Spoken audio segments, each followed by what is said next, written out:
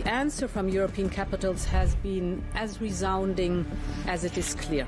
We are in an era of rearmament to respond to the short-term urgency to act and to support Ukraine, but also to address the long-term need to take on more responsibility for our own European security. On Saturday, we also agreed a new £2.2 billion loan for Ukraine, backed not by the British taxpayer, but by the profits from frozen Russian assets.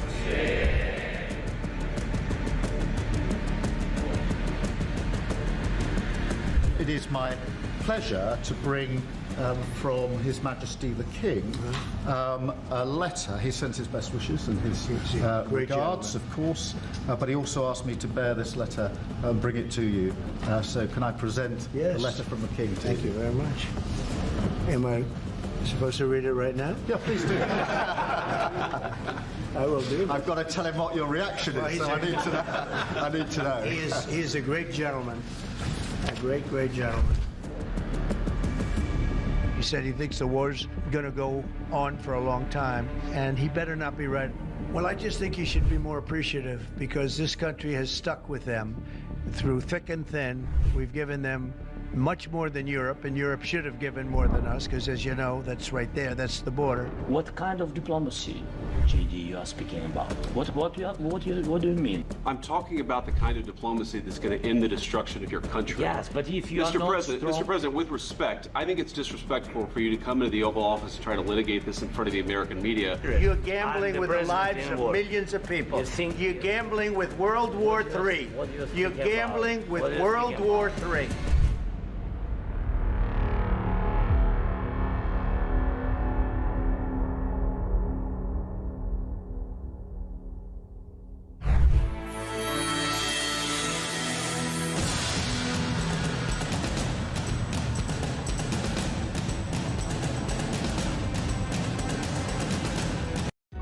Across the UK, on DAB+, on your smart speaker, on your smart TV, and on your side.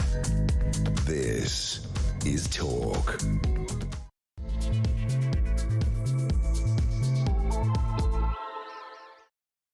A very, very good morning to you. Now, I'm gutted Mike's gone. Anyway, I don't know why he's saying that was the good news. Anyway, bad news is it's me for the next 3 hours, guys. It's 3 minutes past 10. I'm Julia Hartley-Brewer. This is Talk, the home of common sense and the home of pretty much got my voice back, which is all very, very exciting. Well, for me, anyway. Less so for my husband, let's be honest. I mean, I'm just being honest. But anyway, lots and lots to talk about, whether you are listening on DAB Plus radio or on your smart speaker, watching on YouTube or on your connected device. As I say, as always, it is so lovely to have your company on this quite miserable, grey Monday morning. It's not feeling very spring-like today, but we hope to put a spring in your step with all of the chat today.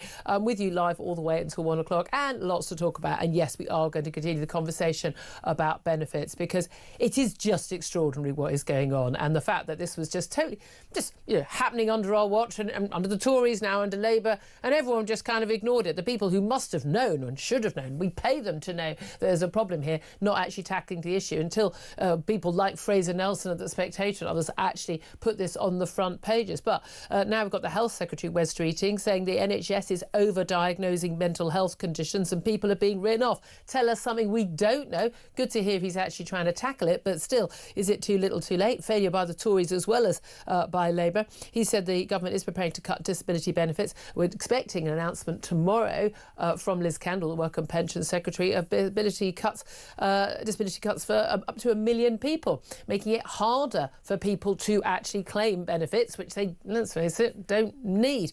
This comes with the astonishing revelation today that 1 in 4 young people say they've considered quitting work to live on benefits. I mean, if we just take that option off the table, as in you just aren't allowed to claim benefits under a certain age, I think we could kind of solve that overnight, could we not? Also, we're going to talk about the number of failed asylum seekers waiting to appeal their rejected claims. That has soared by nearly 500% in 2 years. The number of asylum seekers waiting for an appeal has risen to nearly 42,000. That's by the end of last year. Also, on the issue of Ukraine, Donald Trump said he's going to be speaking to Vladimir Putin about ending the war in Ukraine. That's tomorrow. He's already talked about basically, dividing up the territory. So a bit of a worry there for Zelensky and others.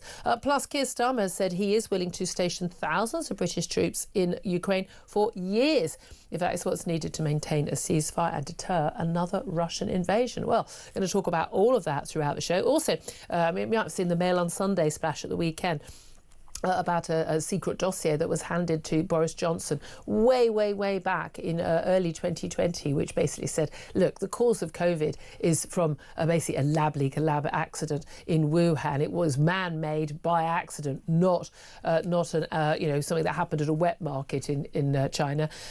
That basically was completely poo-pooed at the time by one Patrick Vallance, now Lord Vallance, now a science minister.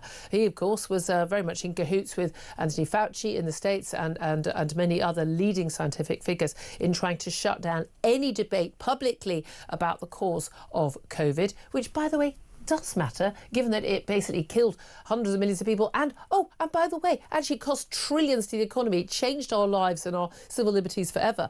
You'd think people might want to know the actual reason why it happened. Maybe so we could stop it happening again, do you not think? Well, we're going to talk to the brilliant Matt Ridley, who's written about this a little bit later in the show about that. All that coming up. Plenty more besides. Delighted to say, joining me today is commentator Sam Armstrong, as always on a Monday morning. Good morning to you. Good morning. Where do we even start with these benefits reforms? I mean, just some, key facts. 1 in 4 young people apparently considering quitting the workforce. 1 in 5 new cars on sale now are from the Motability scheme for people who are claiming personal independence payments and the like.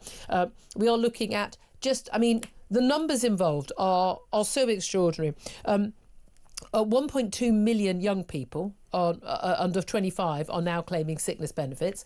2 in every classroom of children at school are on some kind of sickness or disability benefit. The cost of personal independence payments, one of the main forms of disability benefit, has risen from 13.7 billion a year before the pandemic. It's now 22 billion. It's expected by the end of the decade to be 34 billion quid. And 1.3 million people of working age claiming disability benefits for conditions such as depression and anxiety. That's almost half of all disability claimants, and it's nearly twice as many as a decade ago. Have we just suddenly got an awful lot sicker in this country, but crucially just in mental health rather than any other format? Or is there another explanation, Sam? Well, I'll give you an explanation. It's that if you claim that you are sick, if you claim that there is something wrong in your head that nobody can observe physically, but you say on the symptoms you've got that you feel that you can't work, you get a cheque each and every month from the government that exceeds that people go to work in. You can go and get a brand new car, and not just any car, a 55 grand. You have to put a deposit down. You have to have the money for the deposit. But then all of the payments every month are sorted, and we now are in a situation. Literally replacing the tyre, insurance, MOT, everything. Absolutely cash free. Look, I think, arguably, you're a mug for going to work. You're a mug for schlepping in your second-hand car to go put a shift in, to work hard, to provide for your family, to do the right thing so that you can take home the bacon at the end of the day and put the food on the table. Yeah. Because so many people now have just rigged the system, they've hacked the system, they've worked out that they can just take the mickey. They're not stupid. I mean, that's the thing. There's always this idea, and I find this, there's sort of that sort of middle class, sort of great and the good. There's sort of, there's us. And then there's the poor people, and that everyone operates using different rationale and different motivations.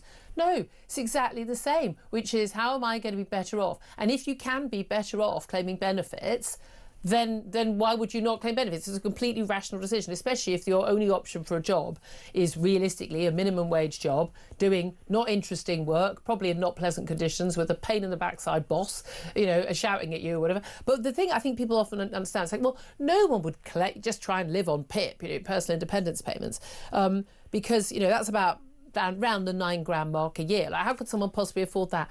And of course, they just don't understand the benefit system, because, of course, you get a top up. It's called a premium if you get PIP. So there are loads of other benefits you're entitled to. So if you're on PIP, and by the way, I had some people messaging me over the weekend saying, most people, PIP isn't related to whether you work or not. I mean, you could be in work and still get it. So you're working, but you've got a disability that involves, you do need a car because you're disabled, physically disabled, can't walk. So, actually getting to work, and back, that's an understandable thing. And it's an extra cost that you might have, which other people don't have there. But for the grace of our God, we're not disabled. So, happy to help. But we're actually talking about people getting this if they work or if they don't work. But only 1 in 6 people who claim PIP work. Most people don't. And a lot of those don't work full time. They're doing 1 or 2 days a week. OK, better than nothing, but nevertheless. But on top of your PIP, you can also get housing benefit. Again, that it could be the tune of hundreds and hundreds and hundreds of pounds a week. Job seekers allowance on top of it as well. Income support, working tax credit if you're on low income, employment and support allowance, but only if you get the PIP daily living component, pension credit as well if you're older. You can get council tax discount. You can also claim that for a child who's still in education. You might therefore get more money for your housing benefit. You can get money off your council tax bill. You can get travel support like vehicle tax discount. So even if you don't get the Motability allowance, you only pay half the vehicle tax. You can qualify for free local bus travel. It's just. The list is endless. Yeah. Free dentistry, free prescriptions. Free. You basically get onto the gravy train of pretty much everything that goes. You even get a free care or companion ticket every time you visit the cinema. I mean, an essential companion card for free entry to up to 2 carers at the National Trust or English Heritage Sites. I don't know how many of them are using those, but there are just so many benefits you can get. And when you tot them all up, it tots up to a lot of money. Yeah, and people can see and recognise this, by the way, because, everybody knows somebody, whether it's on their street, in their local area, that is taking the Michael. Thank you. People know it. People can see it. And is it any wonder that they are getting more and more frustrated when they can see, they can watch, Apologies. They can feel what's going on? And it relates to the other great problem in our society. And there are 2 big problems that explain so much what is going wrong with this country. One is we have 1 million more people saying they're sick. Yeah. The other is we have 1 million more people coming into the country every year. And we also learned today that there are more than 1 million foreigners claiming benefits, not just disability benefits, all the benefits. People legally allowed to be here, given right to remain, and the like. But why are you here if you're not earning? You shouldn't be in this country at all, full stop, unless you are making a positive financial contribution to the wealthiness or the livelihood of this country. And yet, time and time again, we see people schlepping over here, and this doesn't even account for the fact their families are coming with them, and they are going straight on to benefits, and we're told these are the brightest and the best. I'm sorry, but if your salary needs to be topped up by the welfare system, you are not the brightest and the best. All of this has been happening.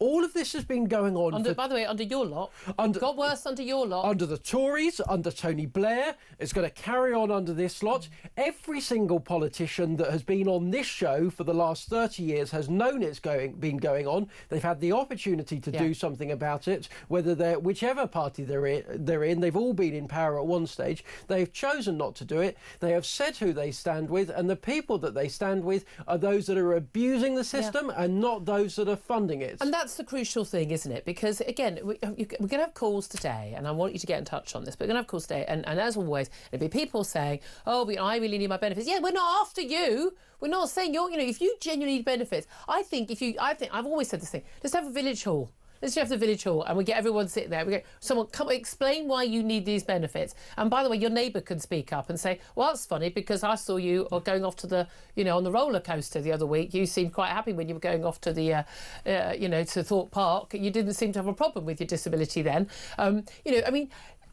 I just think the average person could actually read this and know when people are swinging there. I think we need to start rewarding people for shopping people. I really do, because it is stealing. It's stealing from taxpayers, but it's also crucially it's stealing from other disabled people whose benefits we could improve. I don't want anyone who is seriously disabled or with a serious mental health illness. And there are people, of course there are people with serious mental health illnesses who need to have our help.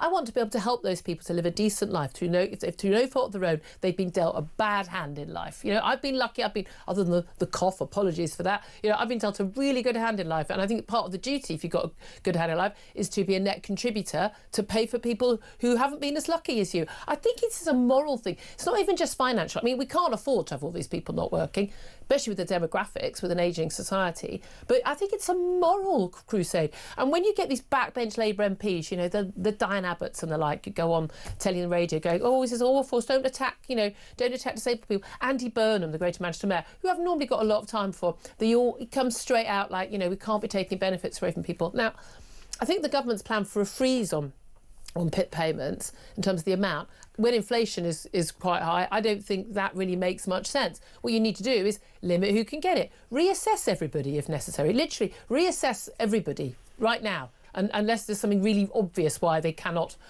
work. And let's just get these people off. But the thing I'm most worried about is 1 in 4 young people considering quitting the workforce. Those are the ones who are actually in the workforce, by the way. You know, got more than 1 million young people who are not in work, not in training, not doing anything. Well, what are they living on? They shouldn't be entitled to a single penny.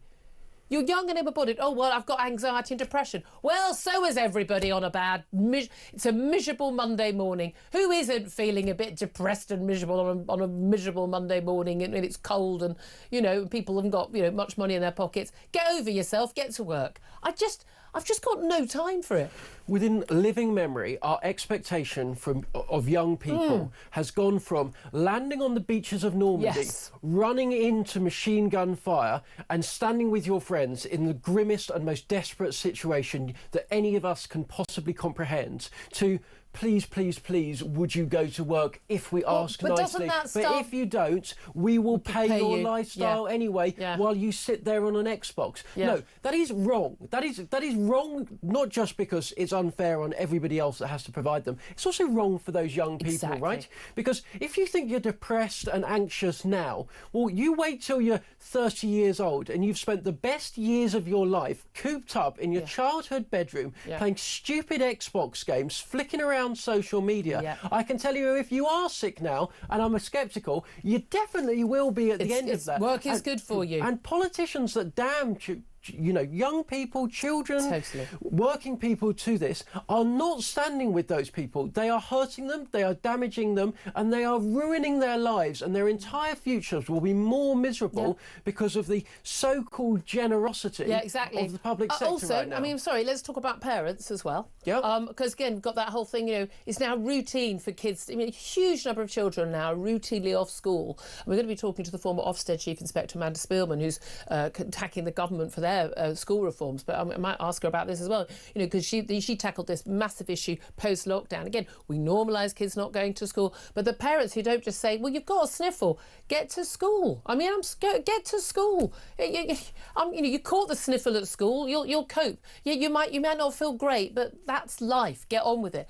And I just do think we are. I mean, they have all these classes about mindfulness and all this thing. Mental health, they talk constantly about mental health, and there's some really interesting studies that show that actually the more you talk about that stuff, actually the iller kids get, because they start finding problems and identifying. And instead of talking about, like, you know, what can you do today, what can you do for other people, what can you achieve, it's all about how can you cope. Well, no wonder these kids are all miserable. Oh yeah, here's another thing, put your phones down at dinner time, parents. Talk to your sodding kids occasionally, find out what they're thinking and how they're feeling. I mean, you know, find out about their friendships. You know, there's so many parents who just don't speak to their kids. They've got no idea what's going on in their lives. And then, oh, he's got ADHD. Oh, has he? Or have you just not parented your child for the last 10 years?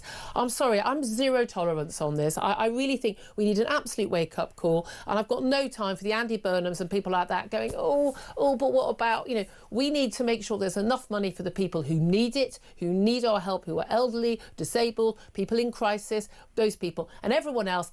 Get back to work today, end of. And we should be pointing our finger and shaming people in the street who aren't working. We really need to go back to naming and shaming. I really believe that. I'd love to hear from you. As the government plans to overhaul the welfare system to cut costs, what would you do to reform disability benefits? What would you do? What would you support? What would work? Do you know people, you've got family members, neighbours, friends who you know are swinging the lead? Tell us their stories. Tell us your story. Give us a call, 0344 499 1000. Text the word talk and your message to 87222. You can also message us on X at Talk TV. Calls are charged at the national rate. Text costs £1, standard network rate message. I do just want to also just bring in, again, small matter of World War III. Donald Trump is going to be talking with Vladimir Putin tomorrow about Ukraine's ceasefire deal. He says there's already been conversations about territory and basically handing over Ukraine to its aggressors. Keir Starmer has said he's ready to put British troops in Ukraine for years, if that's what's necessary. We've got more meetings this week, proper operational planning now for that peacekeeping force, if and when. How concerned are you about these talks, or do you think that that we are actually going to see, a decent a deal that's doable? Well, right now the pressure that Trump is exerting has definitely shifted onto Vladimir Putin, and we are beginning to see some of that kind of classic Trump diplomacy, which is he throws all his toys at one side, gets them to say, OK, fine, this is in that case Ukraine. We're going to have to negotiate. And now he's having to go to Vladimir Putin. But Putin is holding out so far. Putin is saying, no, I want more. I'm not prepared to accept any suggestion that Ukraine will be anything other than a full-blown Russian protectorate, because this has always been Vladimir Putin's major objective for what he wants to achieve. And it's not like he's hiding it. He said it blatantly. You should always listen to... It's a bizarre thought. Yeah. Listen to what foreign dictators say about what they want, and actually you can often understand more than the Foreign Office telling you that, oh no, it's when not they say they're going to do something and then they do it. Maybe the other stuff they said is also what they're planning to do, indeed. And the question is, has Donald Trump got a big enough stick to get Vladimir Putin to sign up to the kind of deal that I think everybody has now at least begun to accept or resign themselves to, which is current sort of situation, Western peacekeepers, doesn't join NATO. Is he prepared to accept that, or is he going to try and hold out for much, much, much, much more? Yeah, indeed. It's going to be absolutely fascinating to see what comes of it. And he reckons he can do a peace deal within the next 2 weeks. But again, we are talking about only a ceasefire and nothing more. 10:22 is the time. Your thoughts on Ukraine always welcome. And anything we're talking about in particular, how would you reform disability benefits? Lots of calls already on the board. We'll get to a couple of those up next. 0344 499 1000 is the number. This is Talk.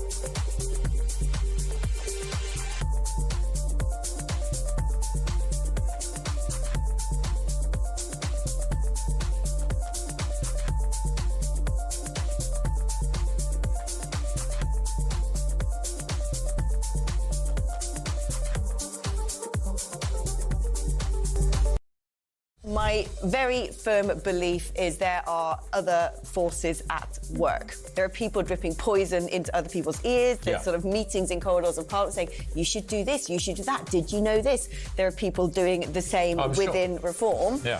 And I just would casually say the provenance of those people is not from reform. It's from a party that probably doesn't want reform to do well. Of course. Now, the problem is everyone's fallen for it, right? Rupert's fallen for it. Nigel seems to have fallen for it.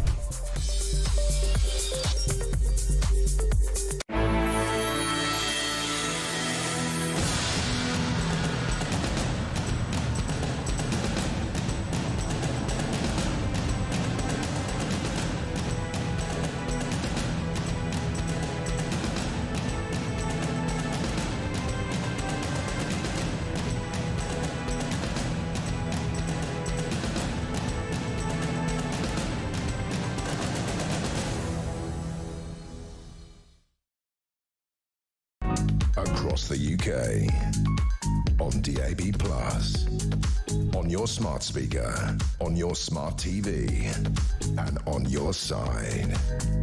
This is Talk. This is Talk, the Home of Common Sense with me, Julia Hartley-Brewer. 10:25 is the time. Let's get straight to your calls, 0344 499 1000. How would you reform disability benefits? Very much in the news today. Let's go to Dean. He's in Bridgend. Hello, Dean. Hello, Julia. How are you? Very well. What do you want to say, my darling?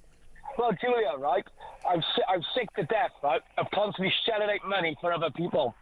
So recently I've just sold my house, and basically what I'm doing with the money, which comes in next week, is I'm going to stick it in crypto, right? I was in the army. Yeah, I was in the army for 20 years. I've got maintenance and PTSD, but I've never claimed a penny for it. So what I'm going to do, then, is I'm going to say I've got my mental health problems, and I live on my sister's sofa with all my money in the bank, and as soon as I get a flat then, I'm going to draw it into someone's account, I'm going to live life on a hog. If you can't beat them, Julia, join them.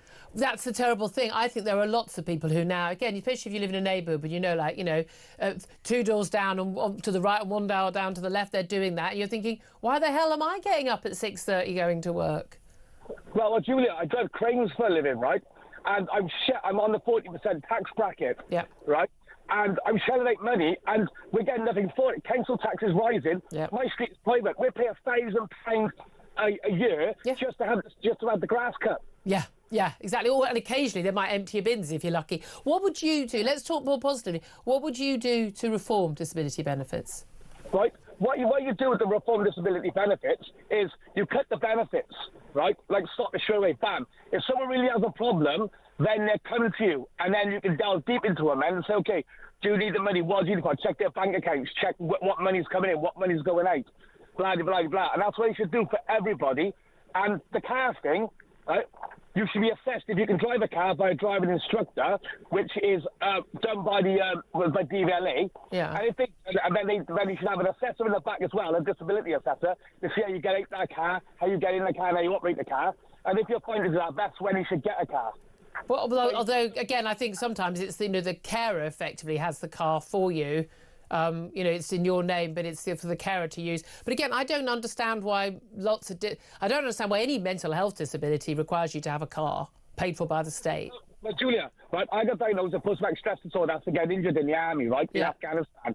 But I've claimed absolutely zero, nothing. I could have had PIPs a lot. I didn't bother. But now thinking 4 years later now, I'm thinking, is it worth it? Should I just get on the hog like the rest of them? Get on the gravy train. I know, and I do think that is a really big issue, because I think it just becomes normalised. We've got these websites that basically tell people this is what you have to say, these are the phrases you use, and it will guarantee you. Because again, one of the main things is an awful lot of these people are now being assessed over the phone, for goodness sake. They're not even meeting with anybody, which, makes it much easier for someone to say anything they want to say. Dean, thank you for that. I understand your frustration, mate. I really do. Ben is on the line. He's in Lincolnshire. Hi, Ben. Oh, hi, Julia. How you doing? Very well. How are you doing? Yeah, good. Cheers. So, benefits. About 15, 18 years ago or so, my wife got really ill. She couldn't look after the children, so I had to stop work and look after children, look after her for quite a while. We applied for, back then it was disability living allowance, and my wife failed the medical. It was the most humiliating medical. Why? She kept answering all these questions, and the doctors weren't happy. And then the doctor said to her, I need you to bend over and touch your toes. And my wife said, I can't do it. I physically can't do it. And the doctor was like, well, you have to. And she's like, if I do it, I'm going to fall over. And the doctor's like, oh, no, you have to do this. So my wife did it. She had a massive dizzy spell. I just managed to stop her from hitting the floor. She was then turned around and said, right, the medical's over, we can't continue. Because you couldn't touch your toes? Because you couldn't touch your toes. She got 0 points. Oh, because she couldn't? I would have thought if she could touch her toes, they'd go, oh, you're physically able to do it. No, she got That's 0 mad. points. She failed the medical. But isn't that part of the point? Presumably it wasn't with a doctor, was it? That was the thing. I've got a massive issue with the not people who aren't medically trained doing this. It was somebody wearing a uniform, an African lady who very, very strong accent. I don't know how long she'd been in the country. I don't think that really makes too much of a difference. But it was a medical professional that we some saw. sort, of some variety. But you felt it wasn't an accurate assessment. Okay, so how did she feel about claim? Did she get any benefits in the end? We got the benefits, and we're children, so we got the child tax credits, we got benefits, the rent was paid, the council tax was paid. We had... And that's thousands. We had just over £3,000 a month to live off of. Wow. I'm only just earning over that nowadays, and this was 18 years ago. Yeah. I couldn't have... I was about £1,000 a month better off than what I was when I was at work. Wow. And do you know what? I couldn't wait for her to get back on her feet and so I could go back to work. Yeah, and she did, and you got back. The children were... We lived really, really healthy, and we did really well, but the lifestyle, I just didn't like it. I didn't want to be there. Yeah, you wanted to go out and work and have a life and a... But this is the thing. Can you see though why people could get trapped on that? Not just financially, but absolutely. If you got no sort of self-pride in yourself, and you just... But people know how to play the system. My mate's wife, she's really ill, and a cousin of hers said, "Oh, I'll fill out the PIP's paperwork for you because I know how to do it." Yeah, I mean, again, there's your issue. This was during COVID, so she didn't have to telephone call, and she does deserve it. There's no ifs or buts about it. She definitely deserves the payments, but her cousin did all the paperwork for her because he knows what the questions are. And how many other people has he done it for as well? We have got people literally advising people making money doing that. Ben, really interesting call. Thank you very much indeed. 10:32 is the time. Right now, before we go to a quick break, it's time to find out how you could be in with a chance of winning Oasis tickets at Wembley this summer. How'd you fancy winning tickets to the hottest gig of the century? Here at Talk, we're giving you the chance to bag yourself a pair of tickets to Oasis at Wembley this summer. Plus, we're giving away a whopping 10 grand and putting you up for the weekend in a London hotel. All you need to do is text the word prize to 83338 and you're in the draw. Alternatively, you can enter by post. Once again, all you need to do is text the word prize to 83338 or you can enter by post. Good luck. 18 plus UK excluding Northern Ireland. Enter by text for £2 plus one standard network charge by 11 p.m. on the 7th of April 2025. Or post your name and number to Oasis Competition, PO Box 3190. Colchester CO2 8GP to arrive by 5 p.m. on the 10th of April 2025. Full terms and conditions at talksport.com. Right, well, very good luck to you. Don't want to miss out on the gig of the decade and all that dosh as well. Mind you, I think you can't buy those tickets for 10 grand, can you? 10:33 is the time. I'm going to take a quick break. Up next, I'm going to talk to former Justice Secretary for Labour peer Lord Charlie Faulkner about what the benefit reforms might be and what they might not be. That's coming up. This is Talk.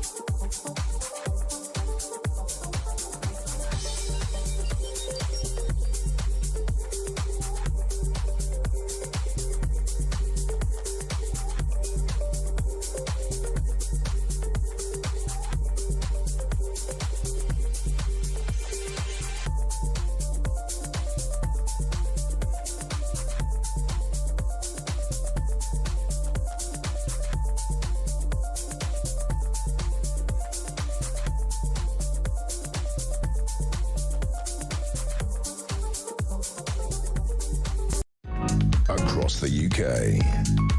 On DAB+, on your smart speaker, on your smart TV, and on your side. This is Talk. This is Talk, the Home of Common Sense, with me, Julia Hartley-Brewer. 10:35 is the time. Let's talk to Lord Faulkner now. Charlie Faulkner is a Labour peer and a former Justice Secretary. Very good morning to you, Charlie. Good morning, Julia. Thank you for joining us. Next question, do you agree with Wes Streeting, the Health Secretary, when he says that basically there are far too many people who are getting benefits where we're over-diagnosing mental health problems in the NHS? Or do you agree with Andy Burnham, who says that the changes to welfare payments that we're told we're going to hear tomorrow will trap too many people in poverty? Well, I don't know what these proposals are going to contain. I was rather disturbed, Julia, when you introduced me before the advert, saying I'm going to tell you what these proposals are. And unfortunately, I don't know what they are. I was really struck by your conversation immediately before the break with Ben from Lincolnshire, who said at one stage, this is, I think, not recent, he was getting £3,000 a month. And he said that was £1,000 more from various sorts of benefit than he would get if he worked. He didn't want it, quite rightly. He wanted to work because it gave dignity. But if you have a benefit system that encourages people to remain dependent on the state when they could work, that's a bad system. But equally, you've got to ensure, and you've had lots of people ringing as well, Julia, with whom you've been incredibly sympathetic, who really genuinely cannot work, and they are incredibly upset and worried about what's going to happen. So the devil will be in the detail. You've got to try to aim to have a system that does not incentivize dependency when you can work, but makes sure that the people who genuinely cannot work, whether it be because of mental illness or physical illness, do not have their benefits cut. No, there is that. Again, I didn't really understand the point of freezing the personal dependence payments. We understand that's something that has been touted as an idea. Labour backbenchers and some cabinet ministers have complained about that, and that may well be dropped in the plans, because that seems to me, if you think that's the amount of money people need and it goes up by inflation, why shouldn't it go up by inflation? The issue is the number of people who are claiming it, and the fact that so many more people now are claiming for disability from mental health problems. Now, 2 children in every classroom of 30 are now claiming for some sort of disability. We have a huge number of young people who are now on disability benefits, now far more likely to be claiming those disability benefits in your 20s or 30s than you would be in your 50s. Now that tells us there is something going on. It's been a massive explosion since lockdown, perhaps normalising sitting at home all day. Again, I was one of the people warning from very early on that the lockdown was going to be a disaster on that front. It's nice to see other media organisations and Labour and Tories catching up on that now. But what do we actually do about it now? Because it's going to have to be a little bit cruel to be kind, isn't it? Because at the very least, should we not reassess every single person who is on PIP and, for instance, require a in-person attendance from both, not just the person who is claiming, but also the person assessing them? Because most of the assessments in the last 5 years have been done over the sodding telephone. Well, I would imagine that there is quite a large number of people where there is no real issue, but that they are entitled to the maximum PIP payment. I don't think it would be sensible for there to be a complete reassessment of absolutely everybody. One could imagine the agony and the anxiety that would cause. The 2 things that I think need to be done is, first of all, there needs to be confidence that PIP assessments are effective, and secondly and separately, and this is a different point, that the system incentivises work over dependency if you can work. And that's the question. I mean, the previous government, the Conservative government, made a number of proposals that were never followed through before the election. We are obviously having to deal with this at a time when there is financial problems in the public finances. Yeah. So we are trying to deal with this problem at a time when there is an issue about defence, and I appreciate that the immediate increases come from aid, but it's plain there's going to have to be yet further increases. Where are they going to come from? You've got this whole benefit structure that does not encourage people to go into work, which is necessary. You need to get people into work if they can work in order to make the economy grow again. And the previous government was backloading public expenditure cuts to later and later. So they were not making the necessary efficiency changes and just pretending everything will be all right in the future. They were. And we've got to deal with all that at the same time. They were from 2010 onwards when Ian Duncan Smith pushed massively. And again, a lot of the changes he made, which Labour criticised, they didn't backtrack on any of them because actually they were sensible. They got a lot more families back into work and that's good for the children as well. And then it all went absolutely out the window when it came to 2020, when people were just being written off and signed off on a mass scale. But do you agree with Wes Streeting that we are over-diagnosing mental health problems, mentally, sort of turning something into a label, ADHD, autism even, depression, anxiety, when often we're talking about people in the normal range of behaviour, normal range of normal human emotion, and we're medicalising it and putting people on benefits? That can't be good for people, and it's completely out of kilter with any other Western society. If there are over-diagnoses going on in the sense that somebody who, for example, is diagnosed as not able to work at all could in fact work, then the system should incentivise that. And the way the system incentivises that is by effective assessment, but also giving training or retraining as necessary to make somebody feel much more confident about the workforce. Exactly. I don't understand it. It's the incentive is we're not going to give you any money. We're just not going to give you any money. You're not entitled to anything. You need to go out and get a job. The question then, Julia, becomes is, are you, for example, reducing people's benefits, support from the state, when in fact they cannot work at all? No. If someone can work... the incentive is when you're hungry enough, you will go and get a job and turn up every day on time because you have literally not got anything to eat otherwise. I think we need to go very kind of Victorian on this. I mean, I think we need to go Victorian on a lot of parents as well about doing their job in terms of turning out, you know, useful members of society, not victims. That would be a good start. But fundamentally, this idea of we're constantly talking, Labour, the Tories have been just as bad. This carrot, like, oh, we'll try and help you to work, give you the confidence to work. A lot of the young people I've met who don't work, it's not a lack of self-esteem, it's overweening self-esteem. They seem to think they're only good enough to be a Premier League footballer or a pop star and working, on the counter in the cheese counter in the Tesco's is beneath them. Well, go over yourself. I mean, I don't think anybody disagrees with the proposition. If you can work and you don't think you get a job worthy of your talents, nevertheless, you've got to work. There's no doubt Our about entire that. benefits system says that that's not what the system is. People are allowed to turn down jobs and still get benefits. Well, it seems to me that in relation to those who can work, there will come a point when those who can work and who can get a job, even though it's one they don't think is worthy of them, they've got to work. And I don't think anybody disputes that proposition. Yeah, they do. Loads of Labour MPs dispute that. Well, I think you'll find that not many do. I think you'll find that the issues that are arising at the moment are all about, and you're just sort of slightly gliding your way around this problem, which is, what do you do if people genuinely cannot work? I don't think your Victorian, to use your language, solution is the answer, is it? To say, well, you've all got to work because you'll starve if you don't. There are genuinely people who cannot work. No, but again, there are the people who genuinely cannot work. We will give benefits to and try to encourage them. That said, given how many, obviously, if someone is going through some major mental health trauma, we can understand. But we've got people who've come out of wars and been blown up and watched their friends blown up, who manage somehow to keep on coping with life. We need to get a bit more resilience going in our younger people. But also, even with physical disability, there are so many jobs now where people can work from home. I would have expected that fewer people would be off work due to disability. Well, all of these things that you're saying might be right, might be wrong, I don't know. I think everything depends upon the ability of the system to identify those who do need help and those who don't. And do you trust the system can do that? I mean, I don't think you can do it on the phone, that's for sure. Well, I mean, do I trust the system, the nature of the system, which we've seen it over a whole range of judgments that it's making, whether it be asylum, whether it be immigration, whether it be benefit, whether it be disability.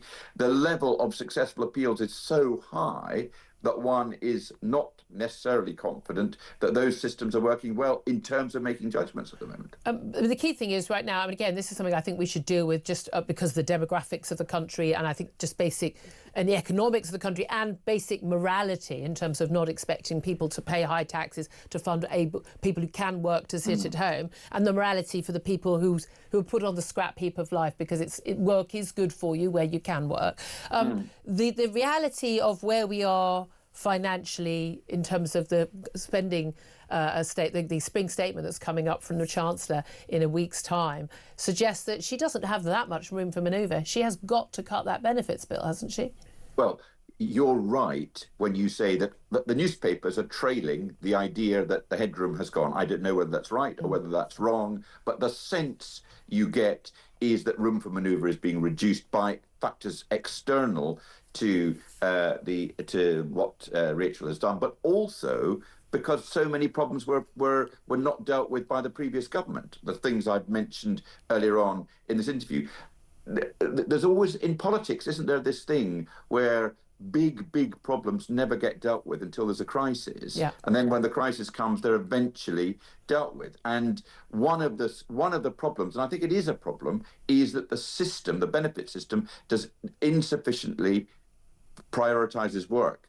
Yeah. But if you end up in a situation where you are plainly punishing the wrong people for that, then nobody will have confidence in it. No, indeed. And there will be mistakes made when you tighten it up. You're going to be more mistakes made in the opposite direction. But let's have an appeals process that can rectify that. I don't believe this should be beyond the wit of man, certainly. Charlie Faulkner, so good to talk to you. Thank you very much indeed for joining us. Sam Armstrong, as commentator, still with us in the studio. This is the thing. I mean, hey, I still remember when Boris Johnson had his ready-made plan for social care reform. I mean, the reality is that no one really wants to deal with this problem because you're going to have front page of the BBC website and ITV and everyone going, oh, here we are. Here's someone who's severely disabled with their severely disabled child who've lost their benefits. So these reforms are awful. There are going to be mistakes made. We need to have a system to rectify this. But currently, the mistakes being made in the wrong direction far too often. Yeah, and I just have no faith in I've got much less faith than Charlie in the capacity of the British state right now to actually get on with doing this. Yeah. I know a couple of people that work in job centres, and every single one of them will tell you what a farce it is, that they are screaming all day at, can we not just interrogate these? Can we not exercise some common sense? And time again, they're told, no, not your job, stay in your lane. And is it any wonder that so many of them end up working at home? They work fewer hours than you or I would consider normal. And as a result, people just keep slipping through. And you raised a really, actually, interesting point earlier, which is that... Surprisingly. Wouldn't it be a bit better? Wouldn't we do a better job if people in your street, people in your neighbourhood, it was them responsible for making those decisions? And we have this strange system. Actually, the benefit system can be quite cruel if you've got genuine problems, because it's this kind of heartless bureaucracy. But it's also useless at catching bad cases. Yeah. And I will vote tomorrow for any party that can just come up with a system that actually returns it to what it began as, which is a system in traditional terms in parishes where local people were responsible for meeting the needs of others, because they were incredibly good at catching out the wrong uns, and most people who are more than prepared to take the mickey with a faceless bureaucrat that doesn't really care in a job centre plus in the local city, aren't prepared to do it when it's their neighbours down the street. Very, very interesting. Love to hear your response to all that. Give us a call, 0344 499 1000. Up next, we're going to be talking about Ukraine ceasefire deal. Is it going to happen? This is Talk.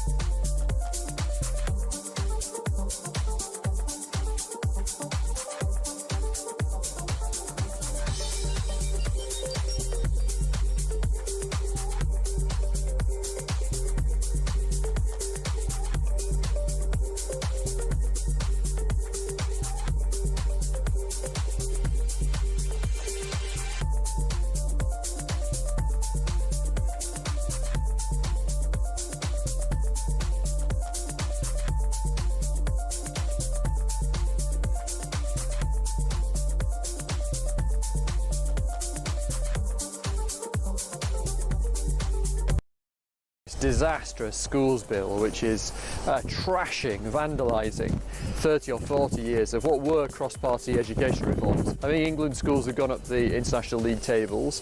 Meanwhile, schools in Labour-run Wales and in Scotland, where they've done the opposite, they've gone down the league table. They're being smashed up at the behest of the trade unions by Bridget Phillipson, and they are not listening to any of these teachers, all these people with decades of experience. More and more people, even in the papers this morning, saying it's time to stop the schools bill and to have a rethink, but she just doesn't seem to want to listen to any of it.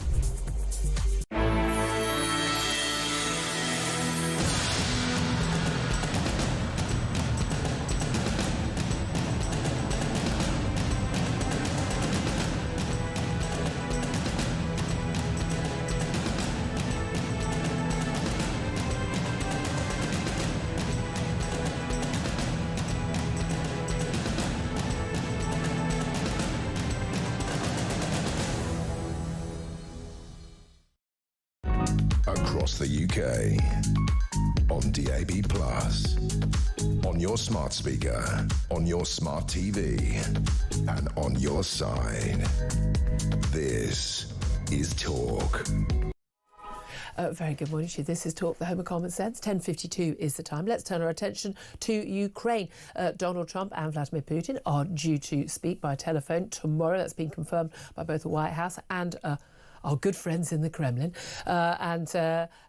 This comes after one of the representatives of Donald Trump was kept waiting, was it some 8 hours before he was allowed to see the president of Russia last week. So we'll see how well those talks go. Let's talk about this now with Hamish de Bretton-Gordon, OBE. He's a former British Army colonel and joins us now. Good morning to you, Hamish. Hi, good morning, Thanks Julia. for joining us. I mean, it does seem to me, I'm not quite sure what there is left to talk about between Trump and Putin, because Trump has already said, you know, no NATO membership, have to cede territory, no US sort of, you know, security guarantee, and we may not carry on aiding Ukraine. Is there anything left to negotiate, given that he's given away all the negotiating points he's already got? Well, on the face of it, doesn't seem so, Julia. And I think when you listen to what Putin has been saying in the last few years and the last few weeks, you'd come to that conclusion as well. And Western intelligence agency, as I understand it, believe that Putin himself believes he can still win. And his two main aims were to subjugate Ukraine completely back into Russia and to decouple the US from Europe. And both of those seem to be moving forward. And his stipulation for peace, as you've said what Trump's saying, but Putin is saying NATO back to 1997 borders. That means the Baltic states, the Nordic states, places like Romania and Bulgaria out of NATO. No NATO troops to police a ceasefire. I can't imagine who else will do that.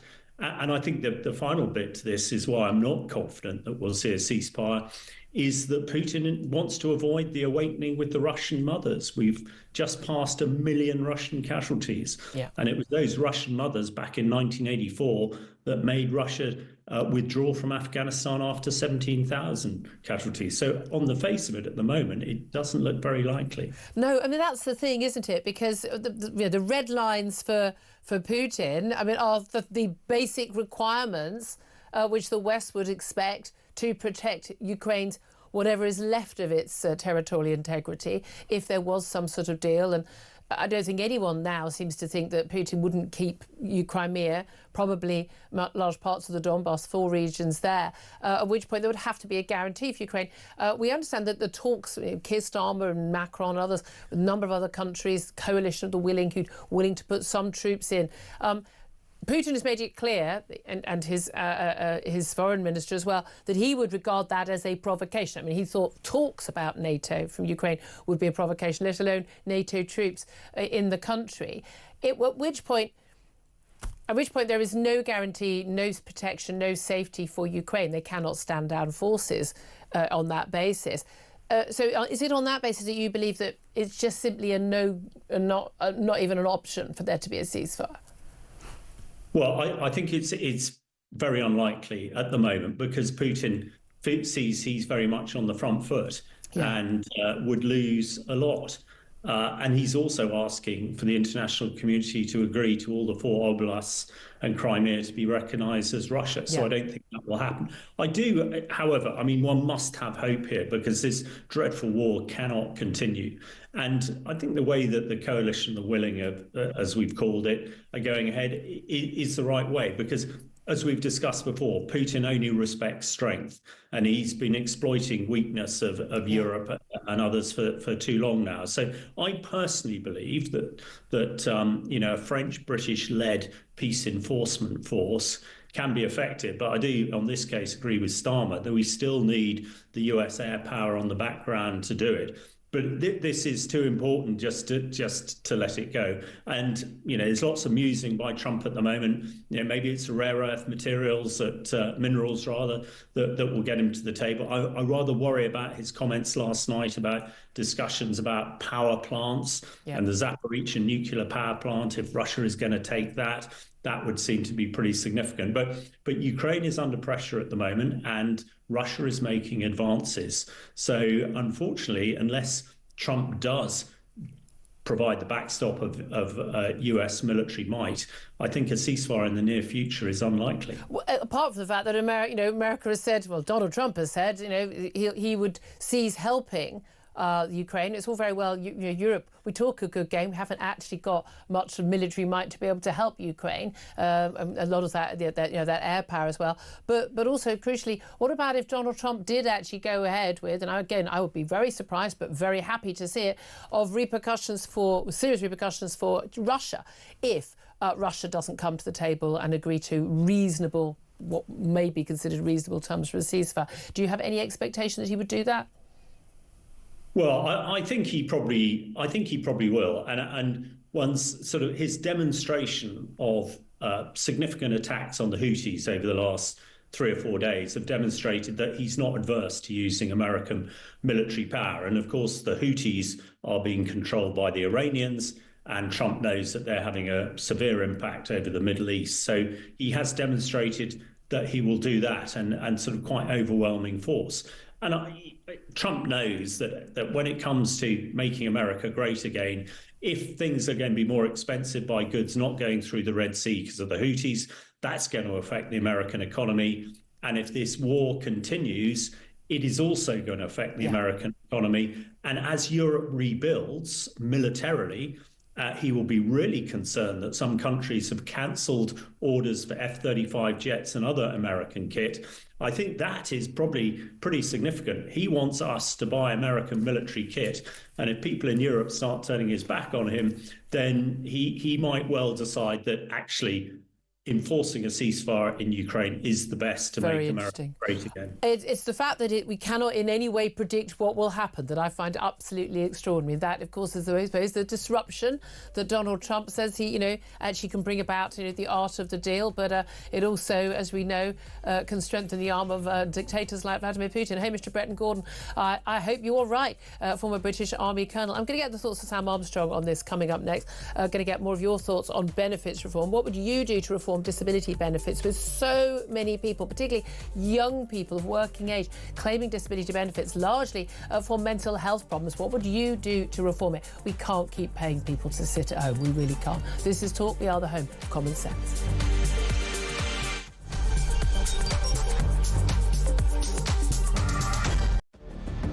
I can announce this government will begin the biggest sustained increase in defence spending since the end of the Cold War. We will deliver our commitment to spend 2.5% of GDP on defence, but we will bring it forward so we reach that level in 2027. The answer from European capitals has been as resounding as it is clear. We are in an era of rearmament to respond to the short-term urgency to act and to support Ukraine, but also to address the long-term need to take on more responsibility for our own European security. On Saturday, we also agreed a new £2.2 billion loan for Ukraine, backed not by the British taxpayer, but by the profits from frozen Russian assets.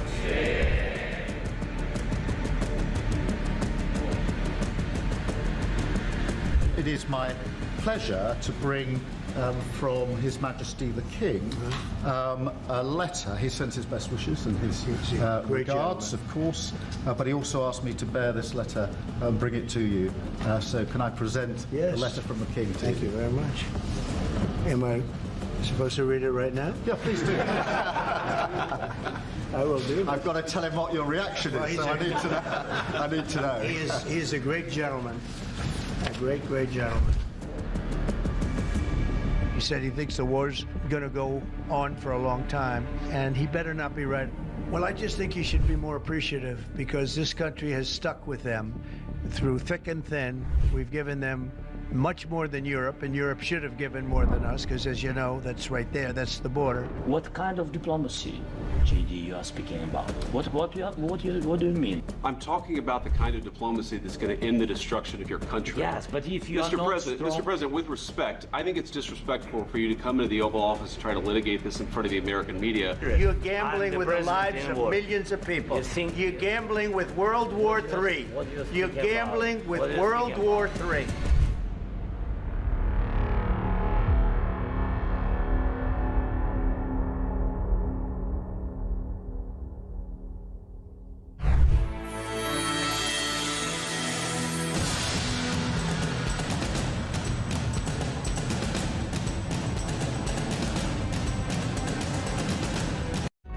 Across the UK, on DAB+, on your smart speaker, on your smart TV, and on your side.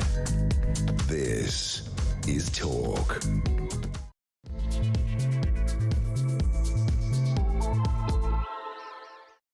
This is Talk, the Home of Common Sense, with me, Julia Hartley-Brewer. Thank you very much indeed for joining us, whether you're listening on DAB Plus radio or on your smart speaker, watching on YouTube or on your connected device. Great to have you join us. Sam Armstrong is also still with me as a commentator. I'm going to get his thoughts on all of the big topics today. Coming up in this hour, we're going to be talking more about, basically benefits reform. The NHS is over-diagnosing mental health conditions and people are being written off. That's what the Health Secretary, Wes Streeting, has said. This is the government prepares tomorrow to announce cuts to disability benefits for up to 1 million people. This comes as an astonishing figure today. 1 in 4 young people say they have considered quitting work to live on benefits, because that's an option. Again, take that option off the table and it won't be an option.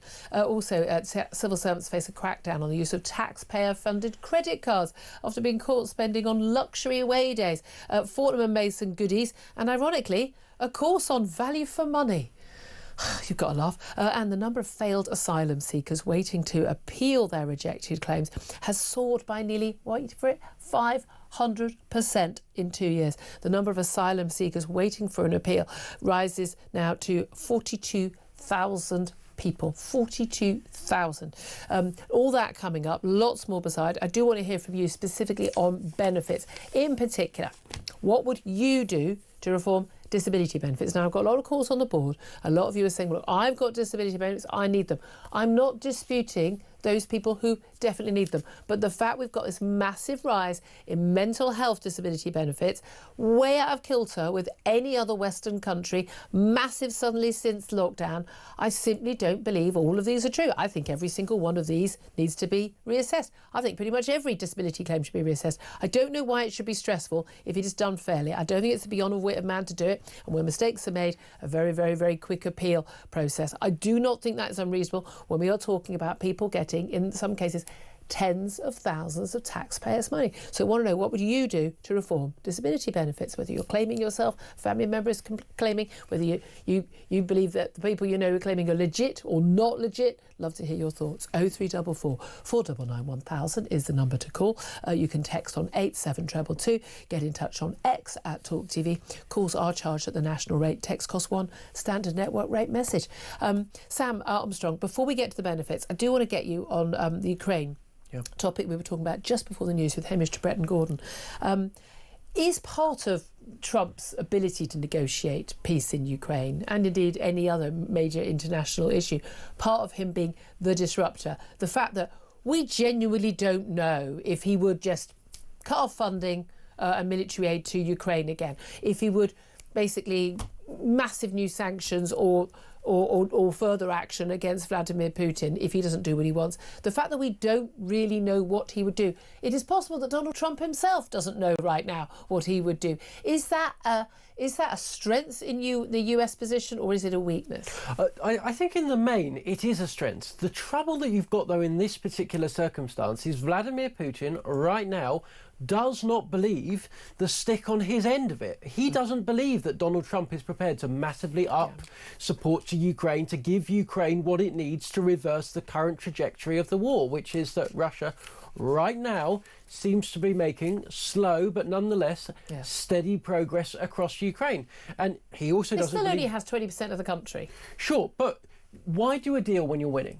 Yeah. Why do a deal? Why settle? I don't think if you're a massive superpower like Russia, a much bigger country, much greater resource than Ukraine, and after 3 years you've only got 20% of the country, and about 5% of that was Crimea. They already had that.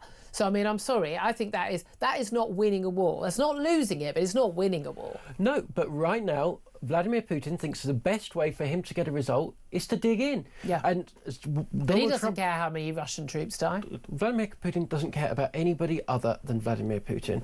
Right now, he has seen Donald Trump all too publicly show that he's prepared to use a big stick when it comes to the Ukrainians. And he thinks if he just holds the line, demands more and more and more, Donald Trump will be so desperate to get a deal. Because he said, I'm going to get a deal, I'm going to end the war. Because he's staked his reputation on it, that he will force Ukraine to accept however a bitter pill it is. Yeah. And that's the dangerous thing here.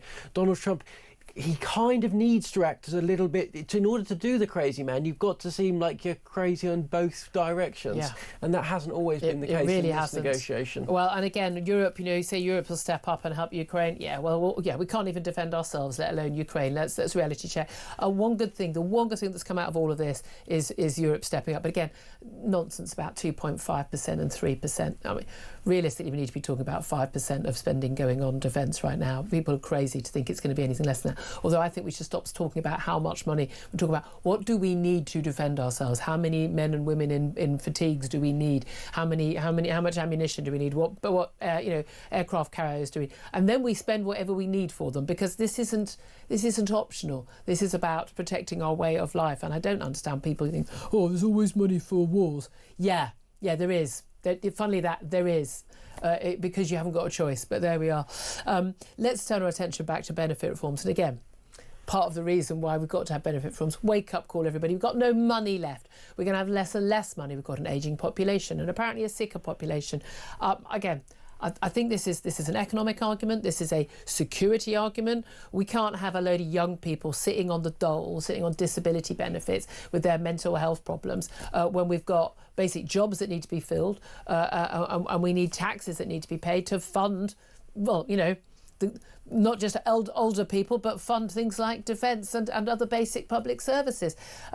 1 in 4 young people considering quitting the workforce entirely to live on benefits. 1 in 5 of new cars now are under the Motability scheme, which is a scheme for basically you put down a deposit, but then you get a free car, and your MOT, your tax, all repair, anything you need done for it under your scheme if you're claiming personal independence payments. We've just got a huge number of people on these payments, far out of kilter with any other Western nation in terms of the number of people who apparently have mental health problems, anxiety, depression, autism, ADHD, you name it.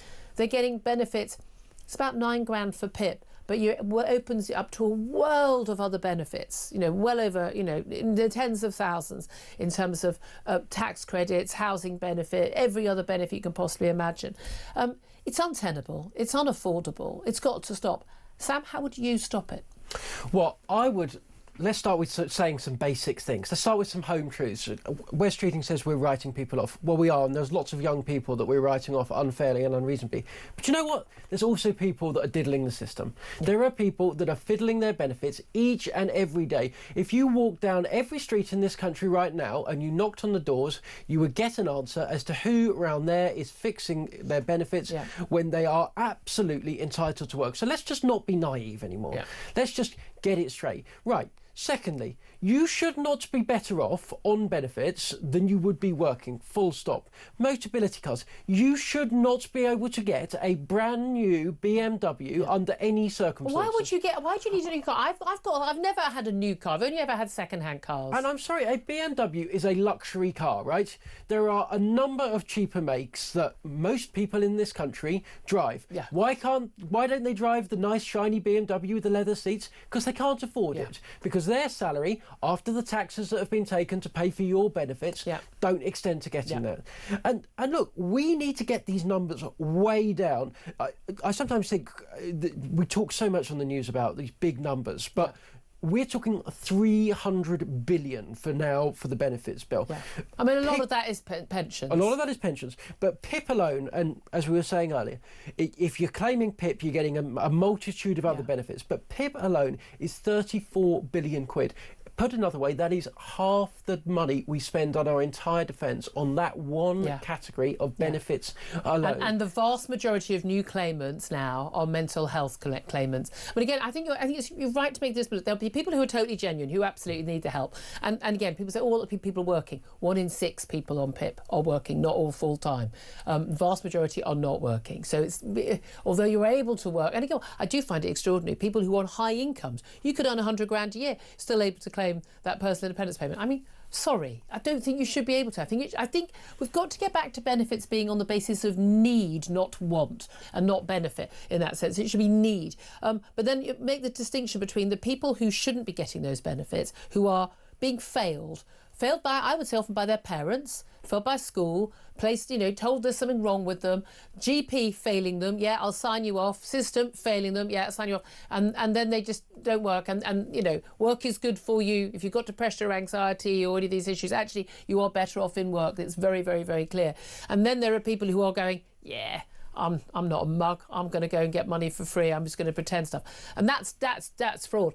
But we're told, the defrauding of the system is, on a tiny scale. It's not. I think it's on a mass scale. And I, like you, have got a very good friend who works the benefit system who just says it's almost obscene what she sees in terms of people defrauding the system. But also then you get people who are desperately in need, who can't pass the right tests and don't say the right things, who really do need to get our help. So the system is broken in both directions. Yeah, and by the way, let's just also make another thing clear. It's supposed to be a safety net, right? Not a lifestyle, right? Yeah. This is not, for those people to rise them back up to where they would be if it wasn't for the circumstances, right? This is a safety net to make sure that we don't live in a society in which disabled people are starving to death, etc., etc. But it's actually not even just mental health cases. We also have people that are presenting with symptoms like ME, like fibromyalgia, conditions that have no clear medical diagnosis. The majority of people claiming disability benefits in this country, the overall majority, there is no empirical medical study to determine whether they are telling the truth or not. So someone we've had a member caller last week saying, I've got cystic fibrosis. That's a medical diagnosis. But it used to be, I think the giveaway is, it used to always be that it was back pain, because you can't actually verify that someone's got back pain or not, other than you get a video of them. I've done court cases when I was a news reporter, people claiming they're off sick, off on the sick back pain, and then you got a video of them bungee jumping on holiday in Thailand. It's like, really? But again, and then again, the depression and the, and anxiety and all these things. You just sort of think, well, but how could we possibly verify that? How could we possibly? And we know that one of the things you say in your telephone assessment, no one sees you in person, in your telephone assessment, if you use the word suicide, have you attempted suicide, you're pretty much automatically going to get it. Julia, our listeners are being asked to believe that there are 1 million new people in the last 4 years that cannot work due to symptoms that they cannot demonstrate, they cannot prove. They're being asked to believe, just in the same way that the vast majority of people coming across the channel happen to be 16 and 17-year-old children, or also fully qualified brain doctors and heart surgeons. people aren't buying it. We're not stupid. We know that we're the mugs, we're being exploited, and politicians who we send to Westminster on big salaries are not prepared to stand up and say what each and every one of us can see, which is we are getting done in. All the tax that I will pay this year, that will cover 1 or 2 people on benefits, right? I am just paying to subsidise other people to defraud the state. I know they're doing it. Everybody knows they're doing it, and yet nothing is done. It's been going on for 30 years. But this is the thing. It's been going on for years anyway, and it happened under Labour, and then Gordon Brown tried to put everyone on the payroll, didn't he, with tax credits? Something like more than 50% of people in this country rely on the state for most of their income. Like, I'm sorry, that's absurd. I mean, that's just madness. But then it exploded. Well, Ian Duncan Smith, I mean, I've always hold a candle for that man, because he really did. He was so castigated, but under the Cameron regime, where he did actually try and really tackle universal credit. And as a sort of a moral crusade, it's bad. It's bad for the country, but it's bad for the individuals, and it's certainly bad for their children if they don't work. Growing up in a household where everyone's kind of swinging the lead is so bad for children. The work ethic comes from, if you talk about kids not going to school, well, parents who go out to work every morning, my daughter's just used to, for years, I'd leave home before she'd even wake up to get to work. My husband leaves for work at 7:30, every morning, and I leave for work, before she goes to school. She lives in a home where people get up and go to work, and have to be somewhere, and you have to be there on time, and you have to look appropriate, and you're just expected to turn up every day, and that is part of a culture. And if you live in a culture where everyone's just on the sofa, not doing anything, playing Xbox, then you're not going to grow up with that. So you're damning another generation of people as well. But it just seems to me that Tories did get to grips with it, and then it went mad during lockdown. Just mad during lockdown. Let's just pay everybody to sit at home, whether they've got a job or not. And the Tories totally failed to get on top of it. I mean, sorry, the pandemic finished in 2021, for goodness sake. Why in 2025 have we still got this problem? Why was everyone not reassessed? Why wasn't everyone who worked in the welfare system required to come back into the office and do their job properly? Well, regrettably, I completely and utterly agree with you. Successive Conservative ministers were simply asleep at the wheel. They were naive.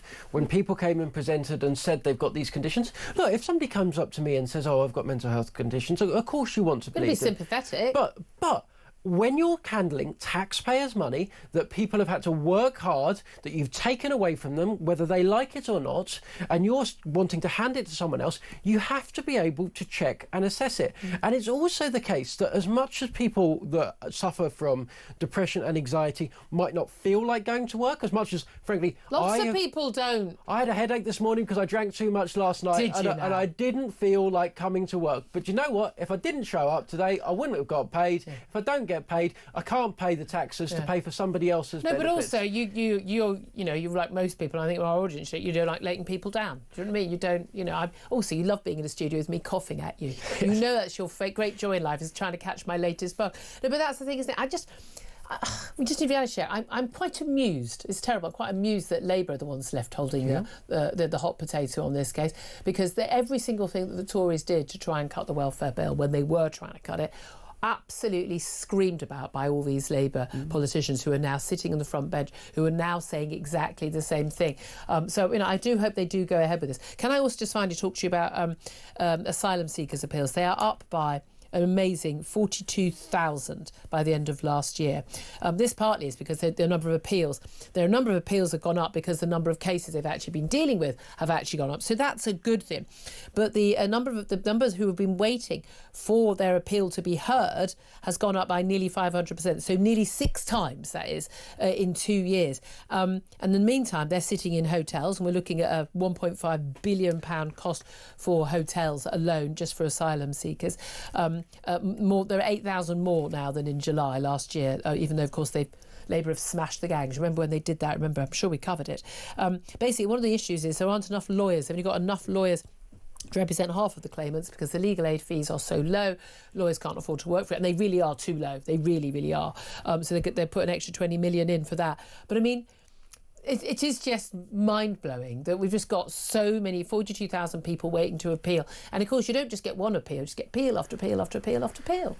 Julia, I mean, actually, I do think it is disgraceful that this country's, our best solution to this problem is to give a 10% pay rise to immigration lawyers that have driven this system to a halt in the first place. If they hadn't spent the last 15 years trying to keep people in this country on the basis of their children's chicken nugget preferences, then maybe we would have a system by which, do you know what, we could actually assess who are the most vulnerable people around the world. Because I tell you who the most vulnerable people are not. It is young, fighting-age males that come across the English Channel, having paid criminal gangs to get here, that present on Dover, all claim they're 16 and 17, miraculously, given that they've got receding hairlines and great big beards.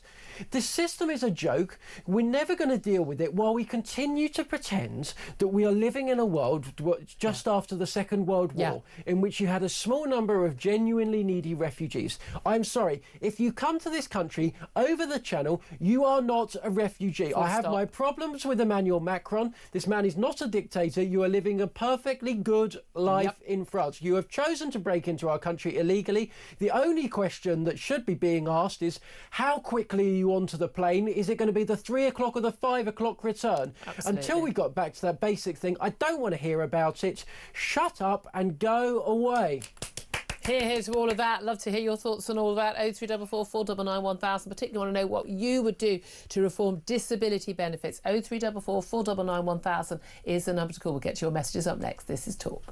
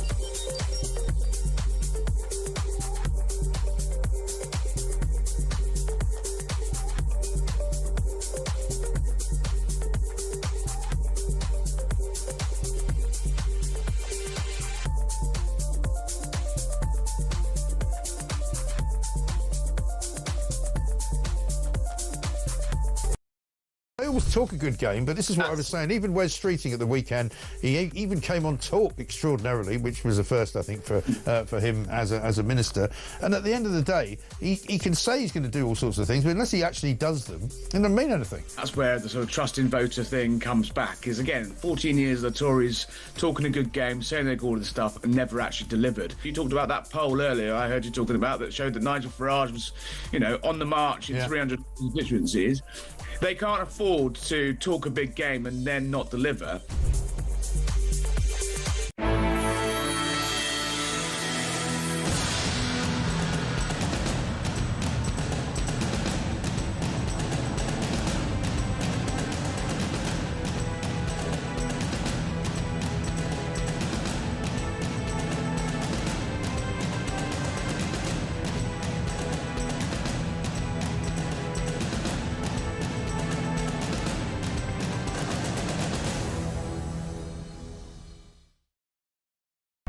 Across the UK.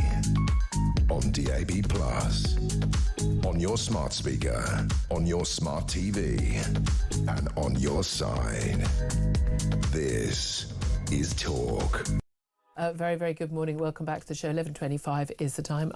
Let's get some of your messages coming in thick and fast about what you would do to reform the disability benefits, because we're expecting that announcement tomorrow from Liz Kendall, the Work and Pensions Secretary, cutting benefits for up to 1 million people. But backlash from Labour backbenchers, of course, who just hand-wring. But isn't the main issue that it's just a load of people who get these benefits who really don't need them and shouldn't get them? Isn't that the main issue? Lots of your messages coming in. Katie says it's not just the benefits system, the whole government needs overhauling. Yeah, Katie, I don't think we've got time for that right now. Greg says, make it more difficult for people to get benefits and review everyone on it. Clearly, people are taking the mick. Sean says, stop funding migrant hotels. That would save us money. It's only gone up since Labour got into power. It was going up under the Tories as well, by the way. And also, by the way, that doesn't touch the sides of the cost of benefits for our own people.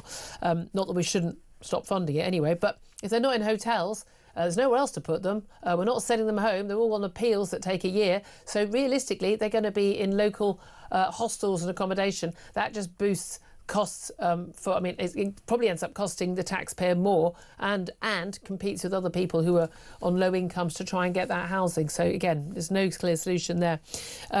Lindsay says, we all know that any money saved goes to defence, or better known as Ukraine. Yes, Lindsay, because we need to spend money on defence to defend our country and Western civilization. I'm in favour of that. Darren says cutting benefits means less money for people to spend in the local economy. It also means people will be poorer as food and energy bills keep rising. Well, not if you're cutting benefits from people who could be working, because then they'd get a job and then they'd pay tax and they'd also be spending. Throwing that out there, Darren. Les says, I really don't trust Labour on this. It seems to be more about the PR and sound bites than real reform. And Neil says we have hotels full of illegal migrants living freely at the cost of the taxpayers. That's a good place to start. Let's go to Michelle now. She's on the line in Canterbury in Kent. Hello, Michelle. Good morning, Julia. Good morning. What do you want to say, my darling? Full disclosure, I do receive PIP. Yep. I do receive mobility, and I do have a Motability car. Yep. And I'm eternally grateful for it, and it's been an absolute life changer for me. Do you mind? I mean, feel free not to answer, because I don't want to, impose, in your personal life. But could you give us a rough idea of the disability and why you need those things? I've worked all my life. I've paid for my own cars, bought my own cars, etc., etc. And unfortunately, was struck down sort of about 2017, 2018 with serious disability, physical disability issues. Right, OK. So at the time I had a partner, so it wasn't a problem. We muddled through. And then I didn't have a partner, so I found myself on benefits. Yeah. But you'd worked all your life. You've done, you paid your bit. You've not been swinging the ledge. The help was there when you needed it, which is a good thing, and quite absolutely. Right. No shame in that. I'm eternally grateful. We're a civilised country, is what we should be doing. But do you think there are people who are claiming those benefits who shouldn't get them? This is where my issue comes. I am so grateful, and I know that it's been a game changer for me. Yeah.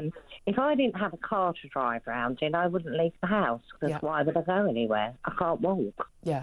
But I can sling a wheelchair in the back of a car, but, and I went for possibly the cheapest one I could go for that I could fit a wheelchair in. Yeah. And I love it. And it gives me independence. It gives me a lease of life. And I was hoping to go back into volunteering to get me back into the workplace again.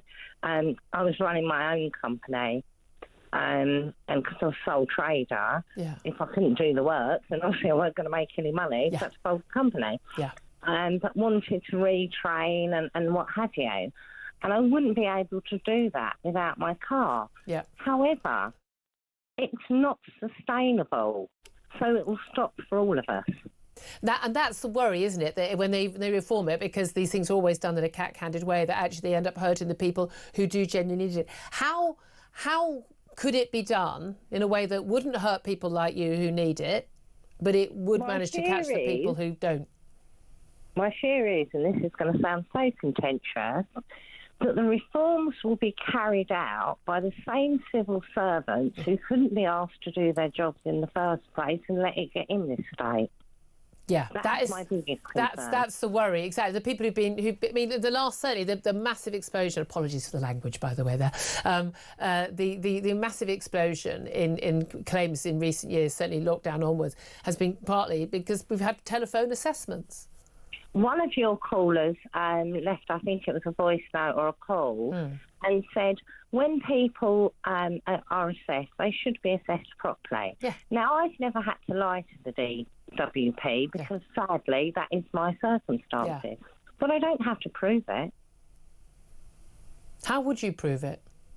Well, I have scars all over my body. I have all of the hospital administration. You've got proper medical assessments. But that's the thing. But that's the thing. Isn't it interesting that people are claiming for mental health issues which are, they're impossible to prove? You know, anyone can go, oh, look at me, I can't walk. But all of my assessments are carried out over the phone. Yeah, that's really interesting. Michelle, thank you. Look, we wish you the very best. And again, I hope you understand, no one is attacking people like you. We want to make sure that you get the help you need. We need to have the money to do that. And we can only do that if we haven't got people swinging the lead. Janice is on the line. She's in Poole. Hello, Janice. Oh, hello, Julia. Hello. What do you want to say?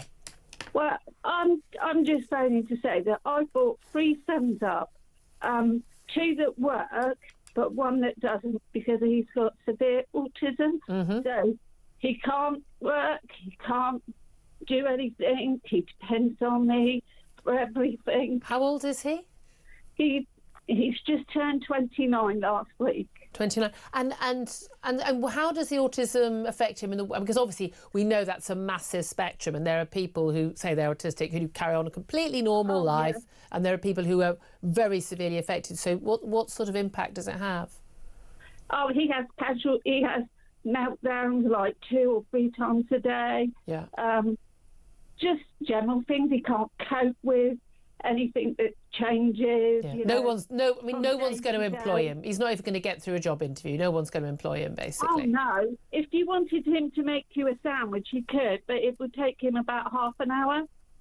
Right. So I don't think you'd want to wait half an hour. No, I don't know. I'm trying to think how long it takes my husband to make one, but I'm not making light of it. But yeah, no, okay. So, and you say, look, so it's not, you know, it's not like you've been mollycoddling and you're writing him off. You've got other kids. You've worked. These kids work. Everything's gone right, but this is a mental health disability. He needs help. So roughly how much money does he get to claim through PIP and all the other benefits? I think he gets about £1,000 a month. Yeah, and he lives at home with you. He has to go to a specialist college for 2 days, and that's costing him, I think, about £3,000 a year. Right. And just finally, Janice, how do you feel about people who claim that they've got a disability or claim that they've got a disability that impacts them, when it's nothing like what your son lives with? How do you feel about those people? It gets on my nerves because my husband works and goes around these places doing door entry systems, and he's seen people that say they've got a disability. Yeah. They walk out with like a stick, just chuck it in the boot, and then carry on. He says there's nothing wrong with them, but yet they've got a mobility car and they're claiming for everything. Yeah, that's the issue, isn't it? Again, this is my thing, is that, you know, when people are making these claims where they don't really need it or they are defrauding us, they're actually hurting, you know, families like yours. Janice, so appreciate your call. Wish you the very best along with your son and others. 11:34 is the time. Up next, we are going to be talking to Matt Ridley. He's written plenty on what is going on with COVID and the origins of COVID. And it does appear that, well, Boris Johnson was told very early in 2020 the origins of COVID were undoubtedly from the Wuhan lab and not from a wet market. It wasn't an accident. It was something that happened in a lab. And yet that was completely poo-pooed. Who by? Well, none other than Patrick Vallance, now Lord Vallance, a science minister. So what's going on? We'll talk about that with him up next. This is Talk.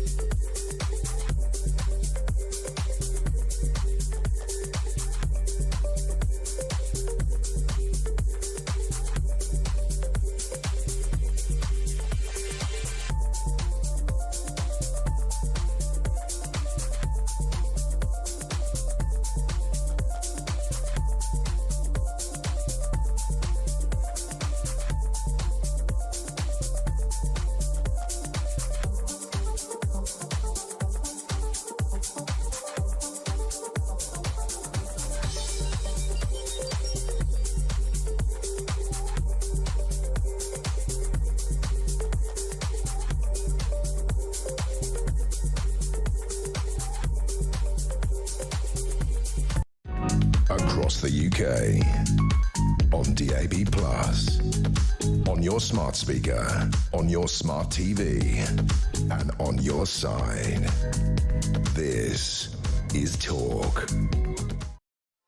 Very good morning to you. This is Talk, the home of common sense. 11:36 is the time. Sam Armstrong is still with me. We're also joined in the studio now by former Conservative peer and author and writer Matt Ridley.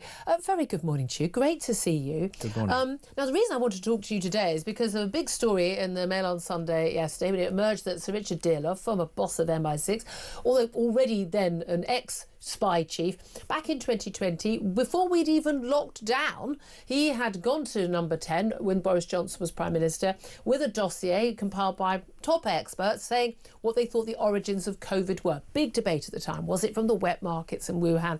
Was it someone eating a pangolin or a bat?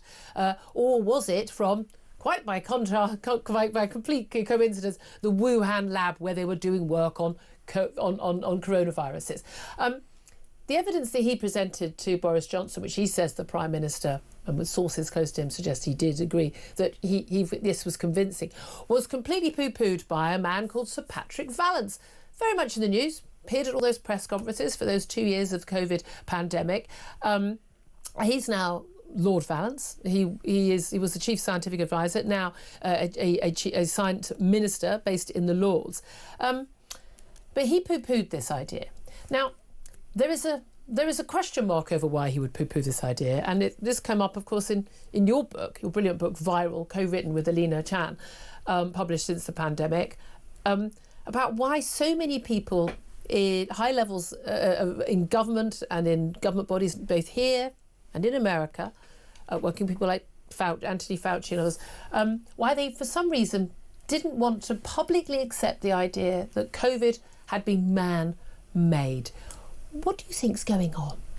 Well, I can confirm that Sir Richard Dearlove is right that the information was being given to Boris Johnson and others quite early on, and Dearlove was quicker onto it than I was. It took me a month or so to cotton on to the fact that the lab leak was a real possibility, and that he wasn't. That it was being poo-pooed by the chief scientist and others. Because I've talked to people in Number 10 and I've talked to Boris himself, and he said he was getting advice that, no, it's definitely not a lab leak, you can rule that out, please sign off here. And Boris, to his credit, refused to do so. He remained agnostic on the subject. But it was a real problem for the people inside Number 10 who realised that the lab leak needed to be taken seriously to get any of the scientific advisors to agree to that. And yet even they, behind the scenes, knew this, because Patrick Vallance was on a crucial telephone call on the 1st of February 2020 with Anthony Fauci and Jeremy Farrar and others. And these very, I mean, Anthony Fauci was basically, he was the equivalent of Vallance in America, advising... And so Jeremy Farrar was chief scientist at the Wellcome Trust, and they were on this phone call where they discussed the possibility of a lab leak and the evidence that was strongly pointing that way. And yet, at the end of that phone call, they all agreed that an article would be written, which came out 5 years ago today, incidentally, poo-pooing the idea. It was called Proximal Origin. It fooled me. It fooled a lot of other people. So they had a conversation. They all agreed in this conversation, and there are emails that were sent since. There's loads of evidence of this conversation, loads of people involved. They all the top scientific and medical advisors to major, to America and British governments, basically agreed it was rather likely that it had come from the Wuhan lab. The phrase used by the lead author of the article that came out 5 years ago was "so friggin' likely." So friggin' likely. So, and yet publicly, so they wrote this article that was basically definitive. No, it's not. Anyone who talked about this being the likelihood coming from a lab leak in China was told it was a conspiracy theory, it was disinformation. People were taken off social media, they lost their accounts. Donald Trump... You were banned on Facebook if you talked about it. If you said that. Until suddenly, randomly, Joe Biden said, a few years later, it probably was a lab leak. And then suddenly there was an acceptable view. Now, why did they want to shut this down? What was the significance of whether or not this was something that had emerged from because someone ate a pangolin that had eaten a bat or something in a wet market in Wuhan, a city pretty much none of us had ever heard of before COVID, and now heard to our cost, rather than something that was cooked up in a lab in Wuhan? And I don't think most sensible people are saying it was deliberately leaked by the Chinese. It was just a lab leak, incompetence, accidental leak that the Chinese then tried to cover up because it made them look bad. Why on earth would the Americans and the British, particularly the scientists, want to cover that up? Well, I think there were two motives. One was to not upset the Chinese. And I've had this said to me explicitly by senior scientists: we better not find out in case it annoys the Chinese. Why? I said to this guy, you don't say that about a plane crash. You didn't say that about the Titanic. You don't say that about Bhopal. You do try and find out so it doesn't happen again. And you don't care who it upsets. But they did. They really did. And for example, Nature magazine, the which is House Journal very, of Science, very important, has just done a big piece saying 4 lessons for virology from the pandemic. Well, they don't mention the lab leak. That's like writing 4 lessons from the maiden voyage of the Titanic without mentioning the iceberg. It's bizarre, and so that was one thing. Please don't let's upset the Chinese. They fund a lot of science. They collaborate with us. They pay for a lot of the expense of publishing journals. That's a big part of it. They fund a lot of universities and their research. And the other reason was this might rebound badly on the reputation of science. Scientists might find it harder to get public support for grants, for vaccines, for pharmaceuticals, etc., if the public realises that a mistake has been made within There's a sort science. of evil scientists working in a lab in their white coats, and they're the ones who caused all this problem for us. Well, and what they should have said to themselves was, look, we need to admit that a rogue lab that was doing unsafe work that should never have been done at the wrong biosafety levels, which we know to be true, by the way, was wrong. And then the reputation would have been confined to just one Chinese lab. As it is, they have now had the effect that the whole of science is mistrusted by a large percentage of the population. Well, and it is. Again, vaccines and everything. It's when people like me, and I grew up early on, if the scientists say this or that, it seemed to me that would be true. Now I don't trust a word. And when I see scientific studies, I think, well, hold on a minute, who's funding that? And it's maybe good to be a little bit more critical and to be less trusting. But again, that is something that scientists, and I think they've done it over climate change as well, refusing to have proper discussions about things. They've thrown away the scientific reputation. But come back to their own reputation. Yeah, indeed. Yeah. Come back to what was actually going on in that Wuhan lab, because it always seemed to me to be risible. I mean, absolutely laughable that people would say, no, of course it can't be what's happened in the Wuhan lab. It must just have been just an accidental, case that something's happened in the wet market with all these strange animals that are being kept, some alive, some dead, in these wet markets in China. Because should we say, the circumstantial evidence for it being a lab leak is pretty strong. First of all, what was it they were actually doing at this lab? Well, there's 40,000 markets in China. Yeah. There's one lab in the world that was doing experiments on sarbecoviruses like this, and it's in Wuhan. And the experiments it was doing was to take bat viruses from the wild 1,000 miles away in southern China, bring them all the way to Wuhan, manipulate them, swap their spike genes with some going into others, as a result increasing the infectivity of the viruses sometimes up to 10,000 times. We know that. That's a published experiment. Why would they want to do that? That's the bit most of us don't get. The theory was that it was going to enable them to predict and prevent the next pandemic, and then they'd get the Nobel Prize. But that went well, didn't it? They predicted their own pandemic, many people think. Okay, so but the idea is, so we're going to work out how if a disease was terrible, or if a baddie, a James Bond style baddie was doing this work, we would then know how to deal with it. Yes, in the long run, the aim would be to develop a pan-coronavirus vaccine that would work against any of these dangerous bat viruses, and that's not a sort of risible aim, but it was actually. It turned out that what they were doing was looking for a gas leak with a lighted match. Couldn't we just, wouldn't it be better to, kill all the bats that might have this virus? Would that not seem a simple solution? Up till the middle of 2021, we didn't know for sure what, how close they were to making this particular virus. And then a document leak called the Diffuse Proposal, which should have been shown to us right at the start, but took 2 years to come out. And that document said our next plan is to put a thing called a furin cleavage site into a SARS-like virus for the very first time. This is the only virus, the only SARS-like virus we've ever seen with a furin cleavage site in exactly that location. So they said they were going to do it. It exists and it killed a lot of people, and we're supposed to pretend that these things aren't linked. Am I not right in thinking also that what was going on in this lab in Wuhan, in the middle of nowhere in China, was actually part funded by the Americans, by American scientific bodies, including the ones headed by Anthony Fauci? Yes, the US Allergies and Infectious Diseases, National Institute for Allergies and Infectious Diseases, as well as USAID, as well as the Pentagon, all put money that went to this lab. Surely part of the cover-up then would have been, let's just not embarrass the fact that America has funded this scientific work in China that has caused this massive pandemic. Well, if you were one of the people who had signed off on sending millions of dollars to the Wuhan lab and this thing happened, you would be inhuman if you didn't desperately want this not to be a lab leak. Because this is relevant. It's relevant in terms of, we should, knowing things anyway is a good thing. It is better that we know facts and know the truth. But it's also very relevant to preventing the next pandemic, because if the last pandemic was caused by this sort of human error, can we please, if we're going to do these sort of experiments, there's an argument not doing them, but if we're going to do them, let's ensure that we've got a body that is overseeing the security and the safety in these labs to prevent something like this happening again. Whether we can or not is a question mark. The extraordinary thing is there's been no change in biosafety regulations since the pandemic. This could just happen again tomorrow.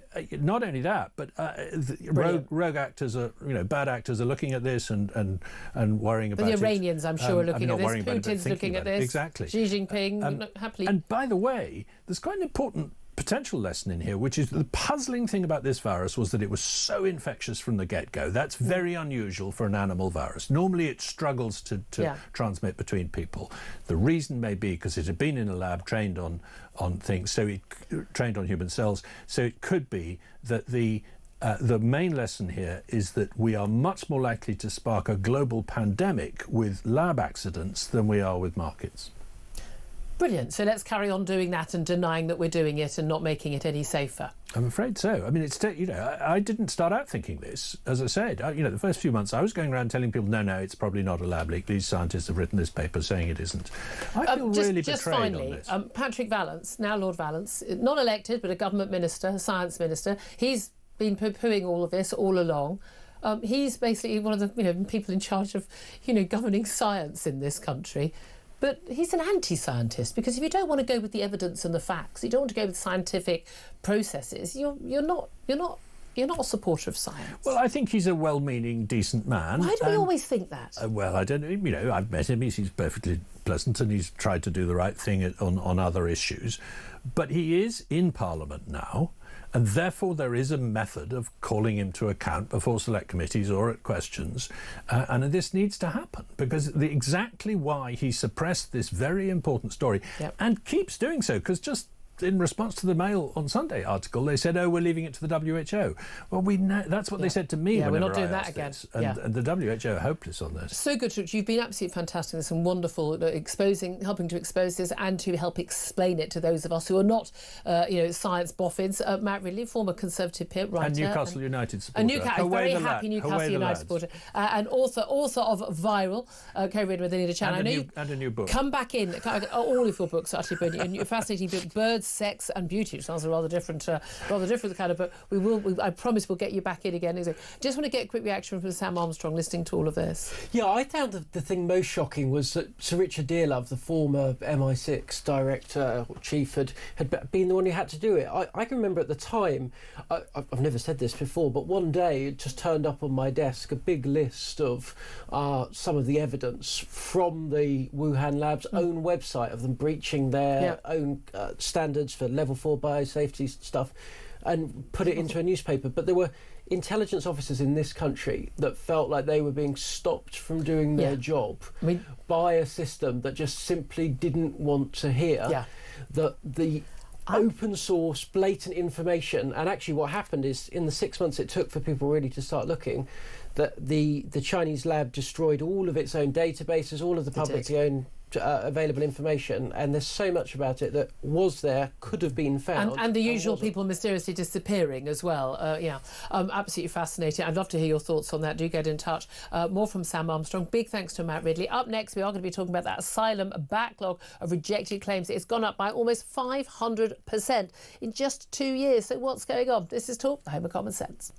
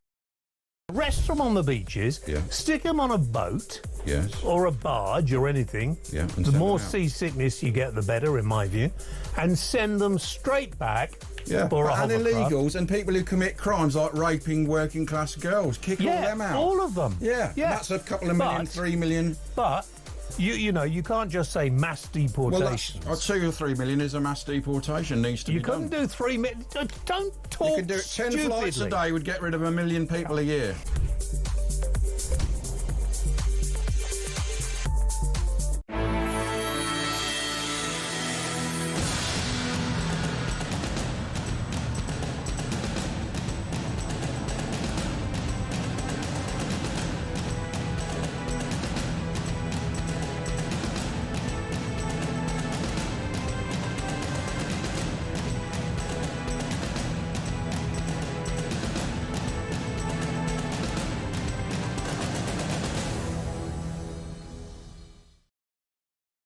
Across the UK, on DAB+, on your smart speaker, on your smart TV, and on your side. This is Talk. This is Talk, the Home of Common Sense with me, Julia Hartley-Brewer. Left very little time for this, but let's go straight to Danny Shaw, Home Affairs commentator, former advisor to Yvette Cooper, now Home Secretary. Danny, thank you so much for joining us. Hi, Julia. Apologies, we went far too long with the very brilliant Matt Ridley. I do apologise, but I do want to talk to you about this asylum backlog, where the backlog of rejected asylum seekers' appeals is up almost 500% in just 2 years. And we have, is it something like 42,000 people who are currently waiting to have their appeal heard. What is going on, and how much worse is it going to get? Julia, it's a symptom of a broken asylum system, essentially. The reasons for this huge backlog in appeals is because decisions are being made on asylum cases. It's, a huge number of decisions now being made as the government stepped that up after the election. And with decisions comes refusals of asylum about 47% of cases are granted asylum, so about half are refused. Many of those, the majority, will go to appeal. You also have problems in the courts. You have a shortage of immigration judges.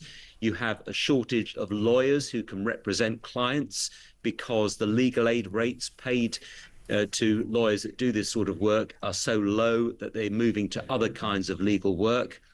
And you have then the complexity of some of these cases, people making multiple claims and so on, which adds to the time that it takes to deal with these cases. So all in all, that's why you've got this huge spike in asylum appeals. So you've got a perfect storm, although as Sam Armstrong, who's joined me throughout the show, has pointed out earlier, as if the solution to the problem is going to be more lawyers and more money for lawyers. But I do accept, absolutely, the legal aid fees are just, they're not, don't even cover the train fare to cover the case.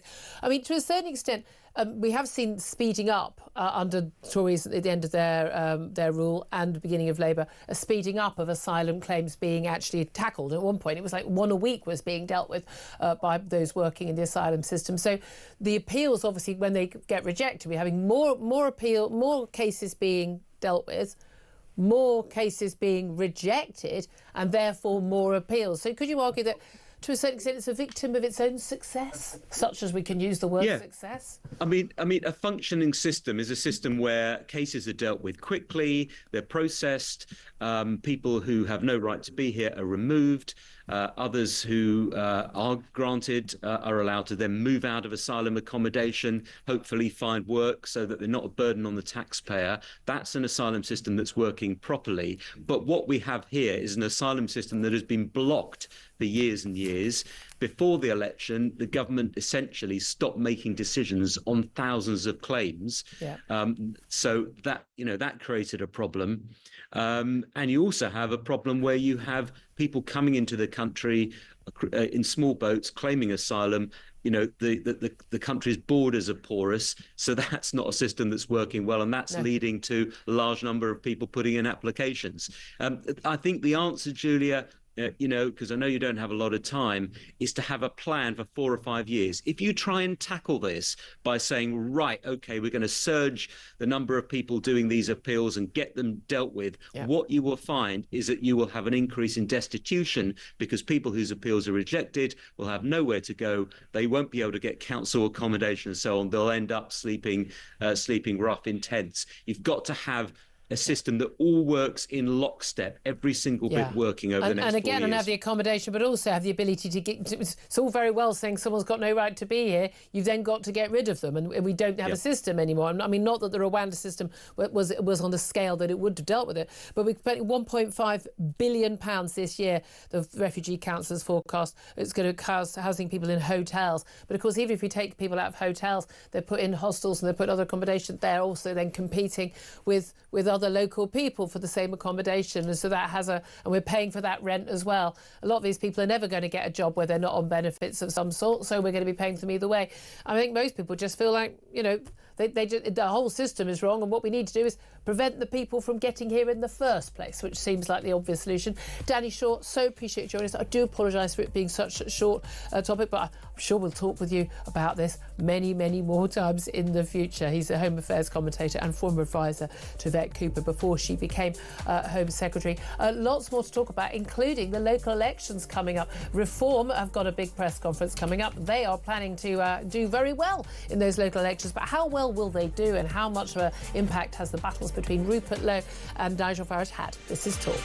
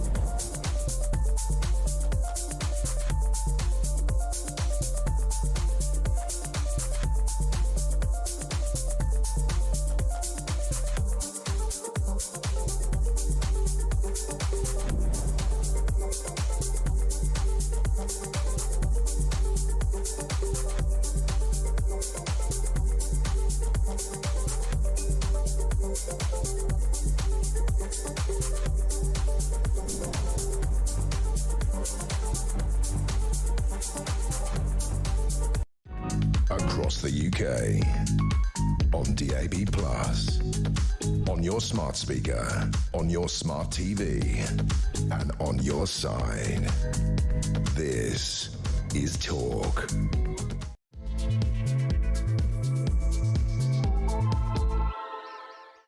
This is Talk, the Home of Common Sense, with me, Julia Hartley-Brewer. Thank you very much indeed for joining me. Whether you're listening on DAB+ radio, on your smart speaker, watching on YouTube or your connected device, I say it's always great to have your company. Great also to have the company of commentator Sam Armstrong with me for the whole show. Afternoon once again to you. Good afternoon. Lots to talk about, and I really want to get your thoughts on the first topic of the hour, which is a plot we're told is developing among some Conservative and Reform figures to unite the right to oust the Tory leader Kemi Badenoch. This comes after it was revealed that Reform UK leader Nigel Farage had met with Dominic Cummings. He, of course, we know who Dominic Cummings is, Mr Barnard Castle fan and Boris Johnson's former Chief of Staff, to discuss the future of the Tories. Well, Reform UK right now is holding a press conference to talk about the upcoming local elections, and we'll bring you anything from that is worth knowing about. We'll be talking about that with Sir John Curtis, the polling expert, in just a couple of moments.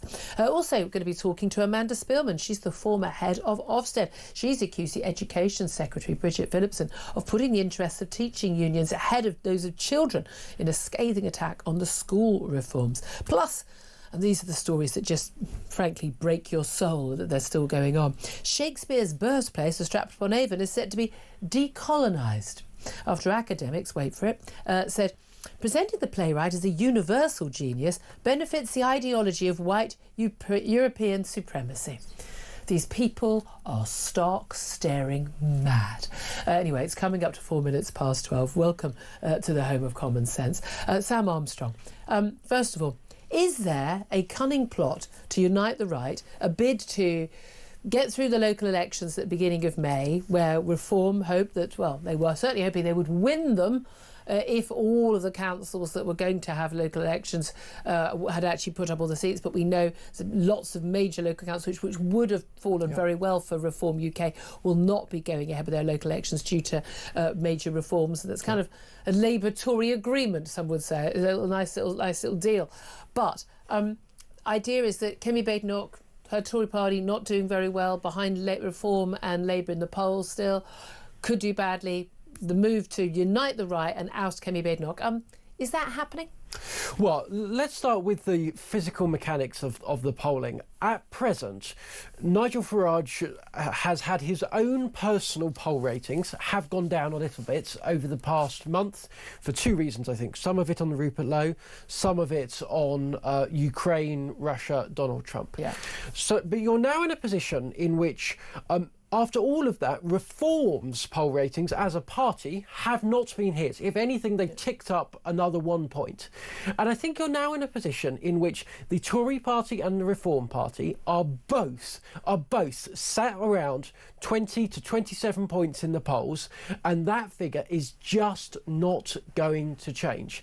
Now, the trouble comes with the British electoral system, which is first past the post. Yep. And basically, that punishes you incredibly hardly for being a divided philosophical movement. So the Labour Party has always been hit because you've had people going off to the Greens, to the Lib Dems, to whomever.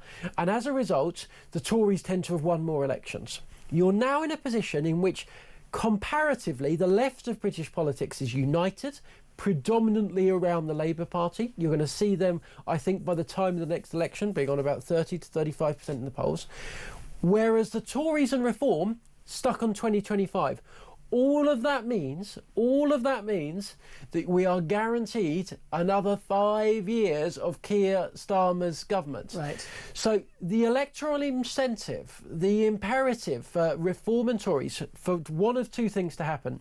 Either that one of those parties wins out and comes through and dominates the other, or for some kind of pre-election as opposed to post-election arrangement is massive and overwhelming. So in seats where Reform are likely to win, the Tories stand down. Where the Tories are likely to win, Reform stands down.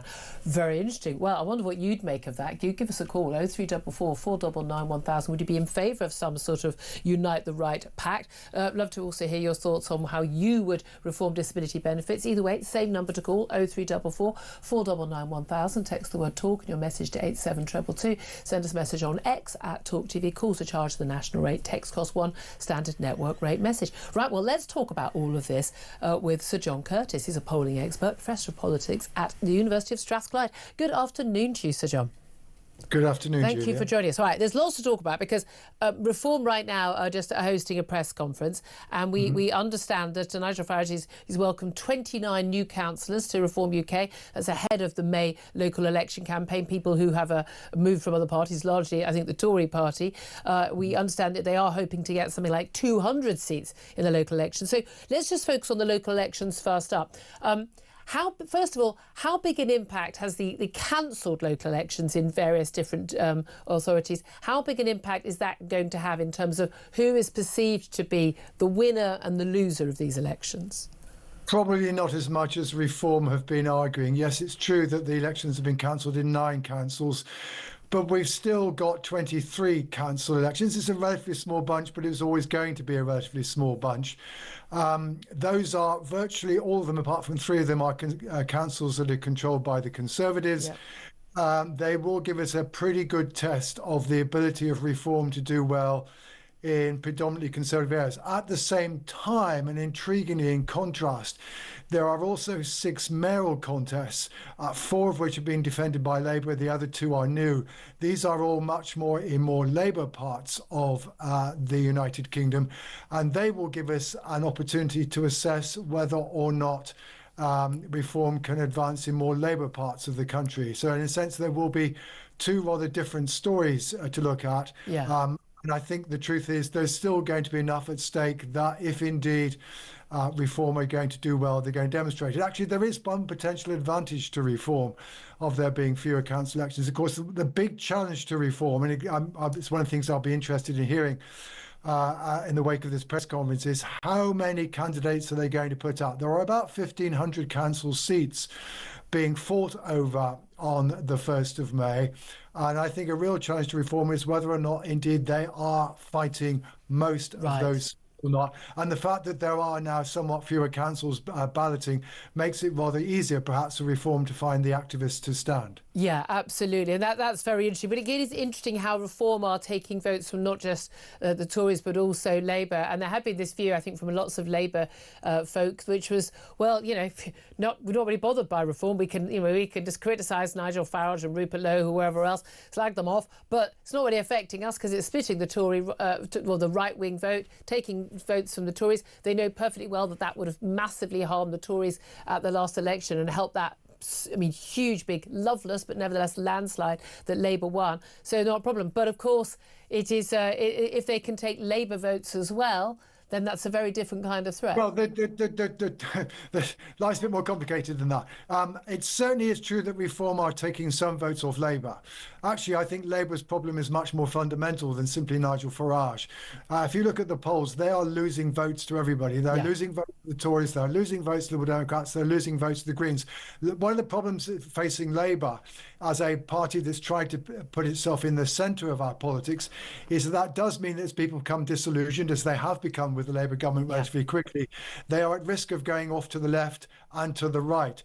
The reason why Reform are potentially able to win Labour seats is not necessarily simply because they take votes off Labour, but whether or not they can take votes off the Conservatives in these seats. And certainly in the moment, you know, the national opinion polls still show Reform finding it easier to pick up votes off the Tories than they are off the Labour Party. Right, that's very interesting. And how much should we read into these elections at the start of May? Because at the end of the day, you know, any government that gets elected will see a backlash in the polls. Fewer people vote in local elections than general elections, so it tends to be people who feel much more strongly, and you're often more likely to feel more strongly because you're cross about something. A lot of people view local elections, as they often do, and we'll come to by-elections as well in a moment, as kind of a free vote. Well, you know, I've got the government, I'm cross with something they're doing, but it's a free vote, doesn't really matter. So how much should we read into whatever the results are?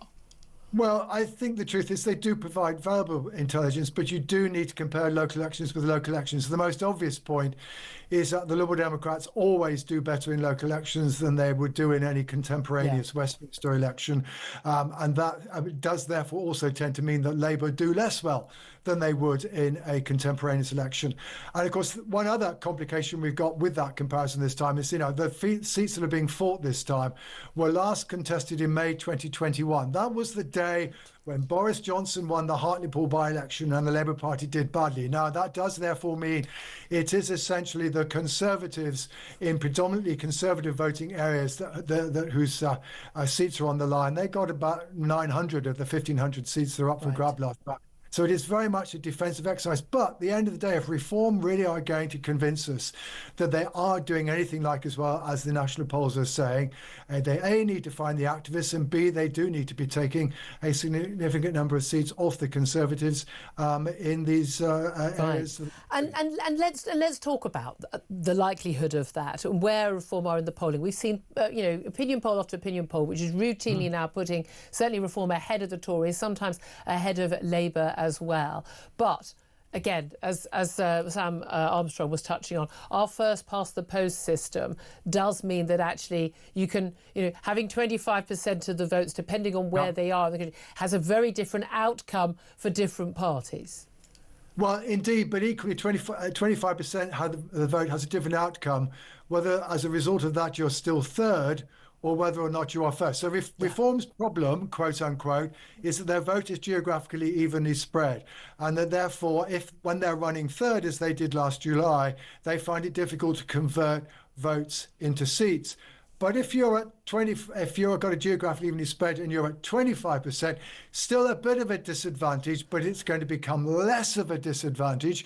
And certainly, I've seen one projection, I don't necessarily speak for it, which suggests that Reform might manage to get over 400 seats in these local elections, because the point is, yes, they're only at 25%, but nobody else is at more than 25%. And that is going to mean that in places, Reform are running first if they're matching their opinion poll position. And if you're first and you've got a geographically evenly spread vote, the system begins to work to your advantage. Yeah, and it's certainly various incarnations of parties that Nigel Farage has led. He's got a very strong history, European elections and the like. And we know, the impact that has had on Tory policies and Tory party leaderships has been huge over the years. Of course, those elections, of course, were a proportional representation, not first past the post. So it's very, very different. We have got another first past the post test. So we've got the likelihood very soon, the Runcorn and Helsby by-election. This is the seat belonging to Mike Amesbury, who's standing down after being convicted of assault and getting a suspended, I don't know how, a suspended sentence.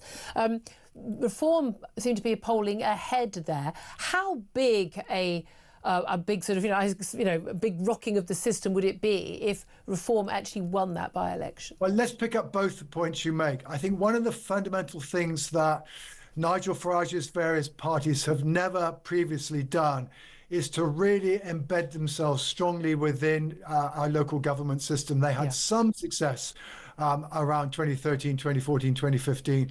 But the real question is, during the course of this parliament, can they become as much of the architecture of local government in this country as their other principal rivals? And that's what happens this May is going to give us a first indication whether they can do that. More broadly on Runcorn, yes, we've had one poll. There's been some debate about its accuracy. Certainly, I think we're looking to Reform to do well in this by-election. Whether or not they can win it, well, who knows? But certainly bear in mind, when UKIP under Nigel Farage's previous leadership were fighting by-elections in the Parliament before 2015, the only ones they were ever able to win were ones where defecting Tory MPs stood down and refought their seats. If they did actually manage to win Runcorn, this would be the first time that they've managed to win a seat afresh in a by-election. So that would be fairly seismic. So it would be a notable moment. Yeah. What do you make of these talk of unite the right? A lot of people in the Conservative Party who lost their seats, lost their jobs in government, who argue that, with Reform there, no matter what level of support they've got, we are going to have a divided right wing in this country, and that means we're going to get another Labour landslide, maybe not as big as it has been this time round, but another big Labour majority in the next election, because if the right wing vote is split, then that's what happens. What do you think the likelihood is of that result happening, another Labour landslide, no matter how unpopular Labour government? And B, what would a Unite the Right campaign look like that would actually, I don't know, deliver for either of those parties? Oh, OK. I mean, I wouldn't be putting too much money on a Labour landslide at this point in time, given that Labour support's fallen more rapidly, more quickly than any newly elected government in British history. So let's park that one for a while. Sure, the division on the right is important. I don't think anything's going to happen in the short run for two obvious reasons. One is Nigel Farage was on the record as saying he would only go back into British politics, which he decided to do in the middle of the election campaign, if he thought there was a chance of displacing the Conservatives as the principal party of the right. So Nigel Farage, I think, at the moment will be concerned to try and demonstrate that his party could actually replace the Conservatives.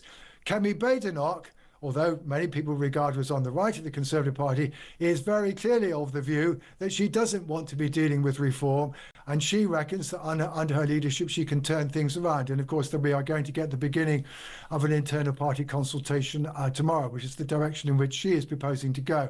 So neither leader is going to be keen on this point in time, which is part of the reason why, therefore, in fact, this Unite the Right movement at the moment seems to be, to some degree, pressure inside the Conservative Party to perhaps change that stance. But I think we're going to have to wait for a fair while until we see what is the result of what at the moment, yes, will be something of a war of attrition between Conservative and Reform before we see whether anything happens between our elections. But neither side is going to sort of make any nicey moves until they feel that they need to, unless or until.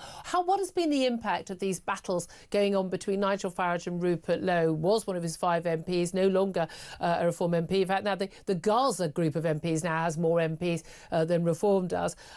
What do you make of that battle? Has there been much impact? Because there was some interesting polling that suggested, even I think 7 out of 10 Reform voters didn't actually recognise the picture of Rupert Lowe. With all due respect to him and a lot of the great campaigning he's done, actually most people weren't paying attention to this. But has it had an impact?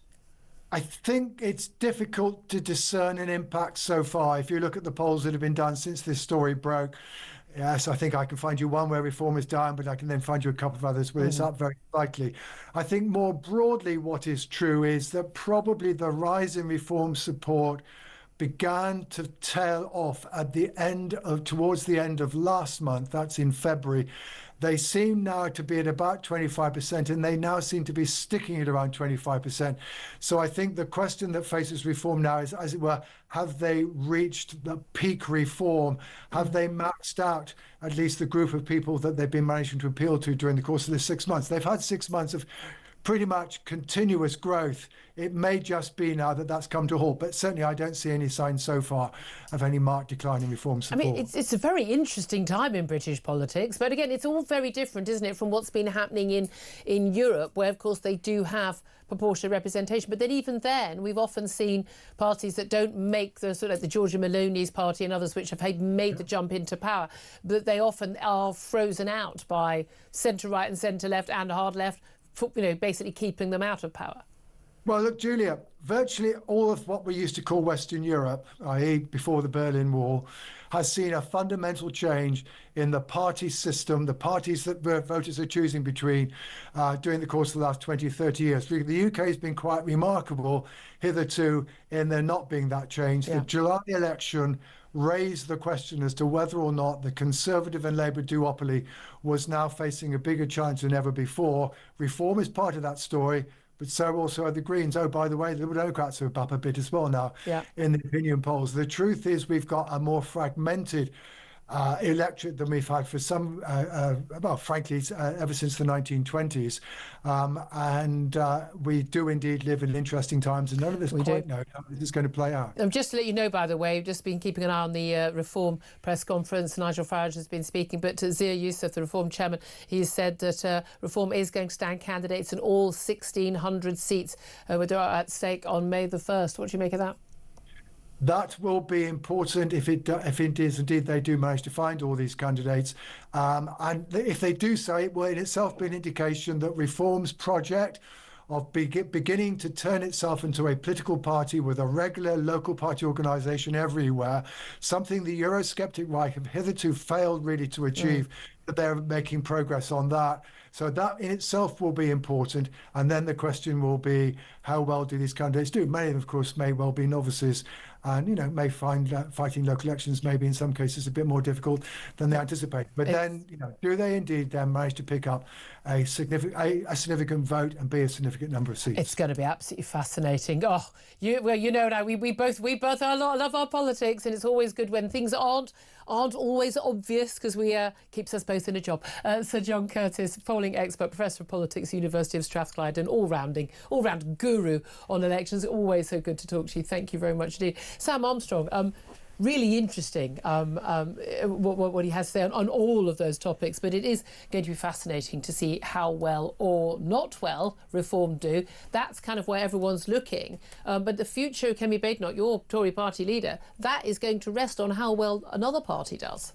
Yeah, I think Reform have got unlucky with actually the exact council elections that have been cancelled. The 9 that have been cancelled are the ones which would have been strong Reform. These were all Conservative areas, but just 2, for example, that have been cancelled, Kent and Essex, both of which are the kinds of councils that a resurgent or an upcoming Reform party that was on its way to Downing Street would be hoping to take. Those elections will happen in, say, a year's time. However, it's about momentum, isn't it? It's about being seen to be pushing on. That's right. And actually, in some ways, it might be the best thing that ever happens to Reform, which is that they get a good result this year, but then next year coming up, they've got not only all of these held back councils that they're likely to do very good at, but also the Welsh elections next year. Yeah.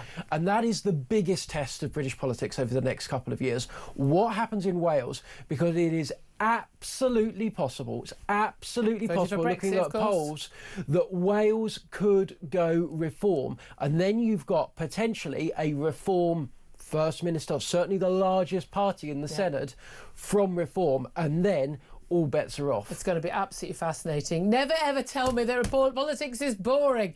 12:24 is the time. I'd love to hear your reaction, especially the Reform are going to they're going to stand 1,641 candidates on May the 1st in local elections. Where are they going to get them all from? I mean, these people take years to be found for other parties, and how well are they going to vet them after what happened last time? I'd love to hear your thoughts on that. 0344 499 1000. We'll get to more of your calls coming in about how you would reform disability benefits up next. This is Talk.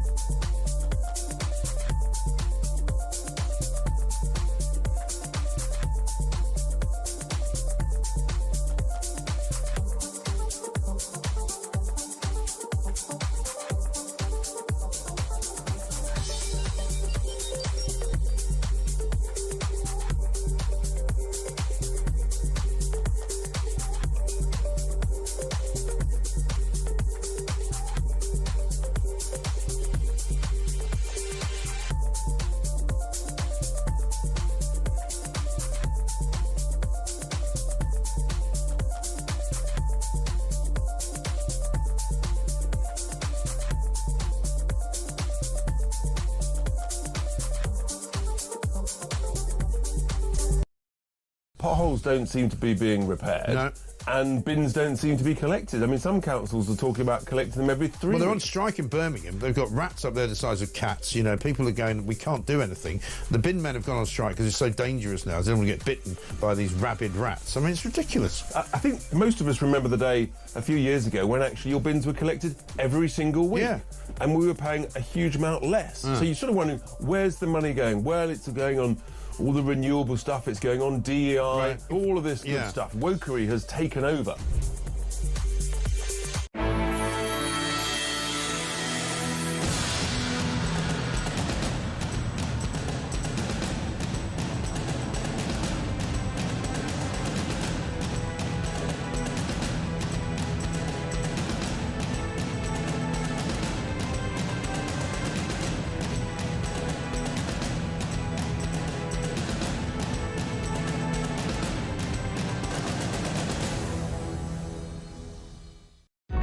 Across the UK, on DAB+, on your smart speaker, on your smart TV, and on your side. This is Talk. Talk, the Home of Common Sense with me, Julia Hartley-Brewer. Don't forget, coming up in just a few moments, we are going to be talking to the former Chief Inspector of Schools at Ofsted. That is Amanda Spielman. She has launched a scathing attack on the Education Secretary over the latest reforms to schools that are being planned, which says basically giving into teaching unions rather than caring about the needs of pupils. But let's get to your messages coming in about how would you reform disability benefits after just the latest, just shocking figures on how much it costs and how many people, particularly younger people, are now claiming huge thousands of pounds a year from the taxpayer for disability, largely now mental health disabilities. Billy says they want to stop benefits for disabled people. I'm pretty sure more money is wasted trying to look after illegal migrants than British people. Get rid of Labour now. I mean, Billy, you're wrong. You're wrong. You can do, you can do both, but no, benefits for disabled people vastly outstrips. And anyway, the whole point is, don't we want to stop benefits for people who aren't disabled? Isn't that the point? Gary says too little too late with the laughing stock of the world, makes no difference. Will says, what would he do? He says nothing at all. We don't need to reform disability benefits, we need to cut fraud. But people are able to claim and not be considered fraudulent, even when they are. Linda says, make every claim subject to a personal interview. Well, that'd be a start, wouldn't it? Steve says, scrap Motability and start again. Only giving a vehicle to people who genuinely need it as they are disabled rather than dish them out if you have depression or anxiety. Jim says, to be honest, I'm not surprised young people want to sign on. Everything's too expensive and they don't have enough money. Do you know what I did when I was poor and I didn't have enough money when I was young? I got another job. For God's sake, this attitude. This country is going to the dogs if we carry on with that attitude. Let's go to your phone calls now. Chris is on the line. He's in Epsom. And Chris, you want to talk about the conversation we've just been having about local elections, Runcorn, and this talk about uniting the right, the Tories and Reform coming to some sort of pre-election pact. What do you make of it? Well, morning, Julia. Morning, Sam. I've never belonged to a political party in the past, but I did join Reform about 6 months ago. Mm-hmm. But there's something that you've missed out as well, where you answer, John, which you're in that news cycle in the Westminster bubble sort of thing. There are a lot of people that I talk to, friends and neighbours, that wouldn't join any party. Yeah, most people don't join a party. I've never joined a party. They intend. I joined because I felt so strongly that my 25 quid I was happy to give to the cause. Yeah. But there's many people that I speak to that are absolutely going to vote Reform, but they'd only say that in tight-knit circles. They wouldn't advertise the fact. They wouldn't put a Reform flag outside their house or posters in the window. Yeah. But that's a bit like the Trump thing. And I think there's going to be a big surprise at the local elections. But I do feel that depending on what happens on May the 1st, I think that Sam is absolutely right about Reform and Conservatives being stuck around 26, 27%, Labour at 30%. Yeah. If there's not some sort of pre-general election deal, as I say, depending on what happens in May, then we will be stuck with Starmer for another 4 or 5 years. Yeah, I mean, that's worrying. I mean, John Curtis was saying it wouldn't be a landslide. It doesn't have to be a landslide or even a big majority. If they're the biggest party, they're the biggest party. But I agree with you on the reform issue. I know an awful lot of people who, I mean, staunch Labour people for years and years and years, who now say they massively support what Nigel Farage says on reform, reform policies on immigration and other things. But I doubt very much if they've told a lot of their friends that. No, the thing is, I mean, I come from a real conservative background. Yep. My grandfather had greengrocer shops in Fulham, but he had what was called total recall. He'd memorised the whole of Shakespeare's works, including the sonnet. Wow. And he read Hansard's every day. And he didn't play sport like cricket or football. He went to Labour Party meetings and completely destroyed them with the knowledge that he had from Hansard's and the facts and figures. So much so that they wanted him to stand as an MP, but he wouldn't because he loved his job.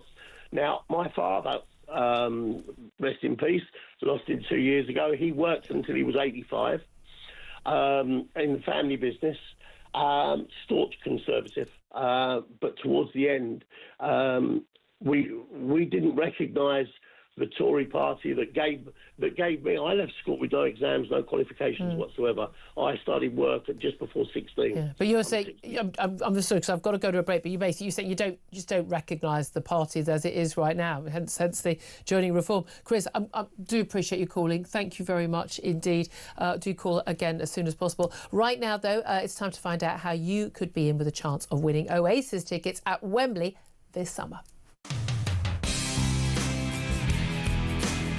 How'd you fancy winning tickets to the hottest gig of the century? Here at Talk, we're giving you the chance to bag yourself a pair of tickets to Oasis at Wembley this summer. Plus, we're giving away a whopping 10 grand and putting you up for the weekend in a London hotel.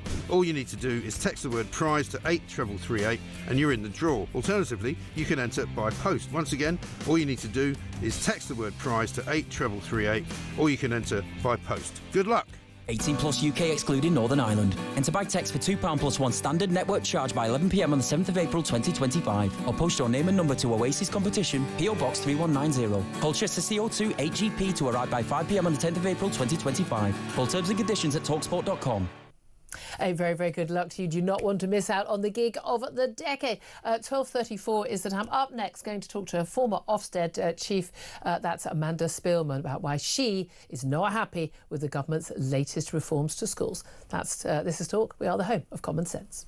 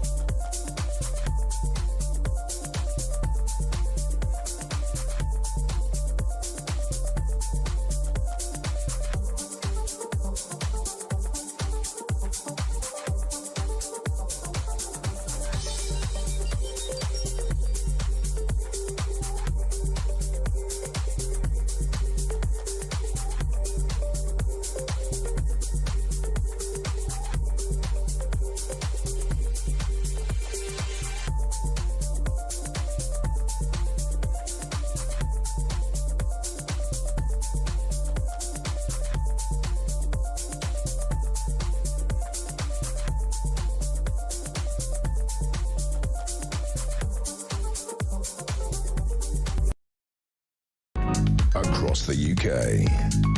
On DAB+, on your smart speaker, on your smart TV, and on your side. This is Talk.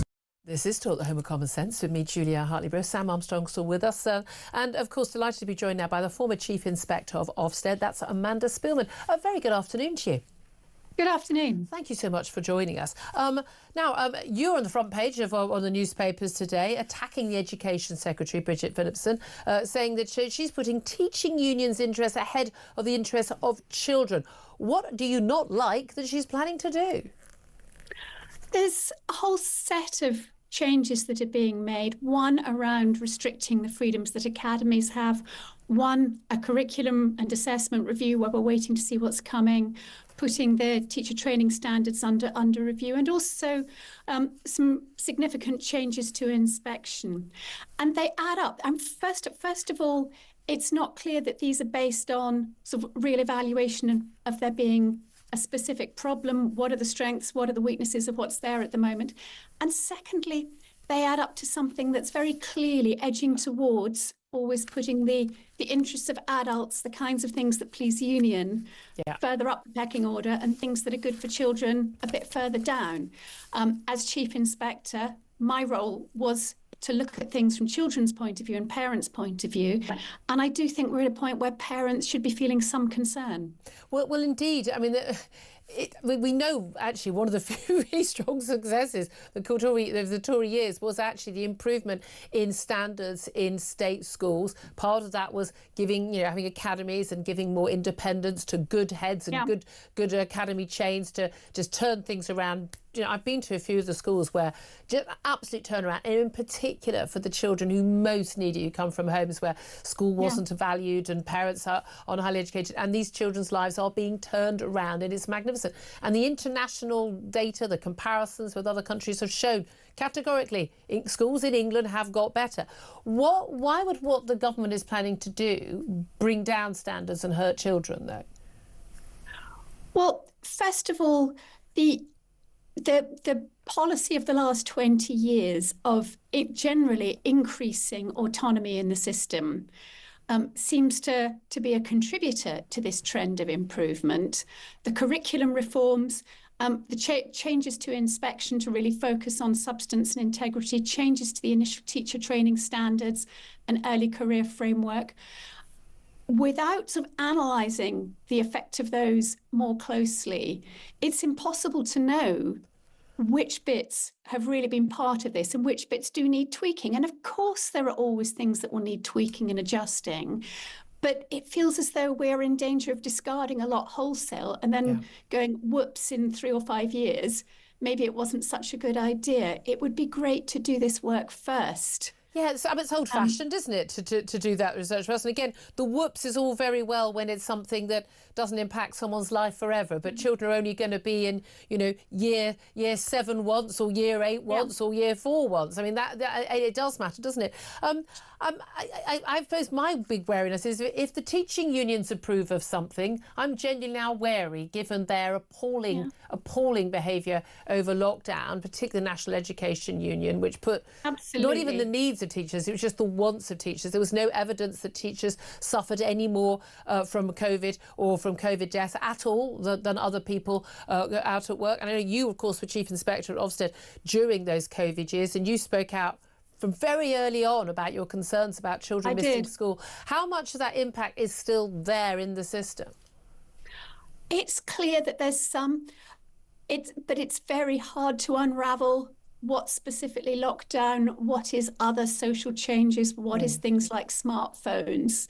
But I think the bottom line is it's clearly a tough environment for schools at the moment. We should be celebrating the good work that most schools do. We should be celebrating the successes, and we should be taking note of the fact that we've got many, many people coming to Britain from other countries to see what England has done. So there's a curious asymmetry just at the point that lots of people are looking to us to see what has contributed to the success of the English system in recent years. We're in danger of waving goodbye to it.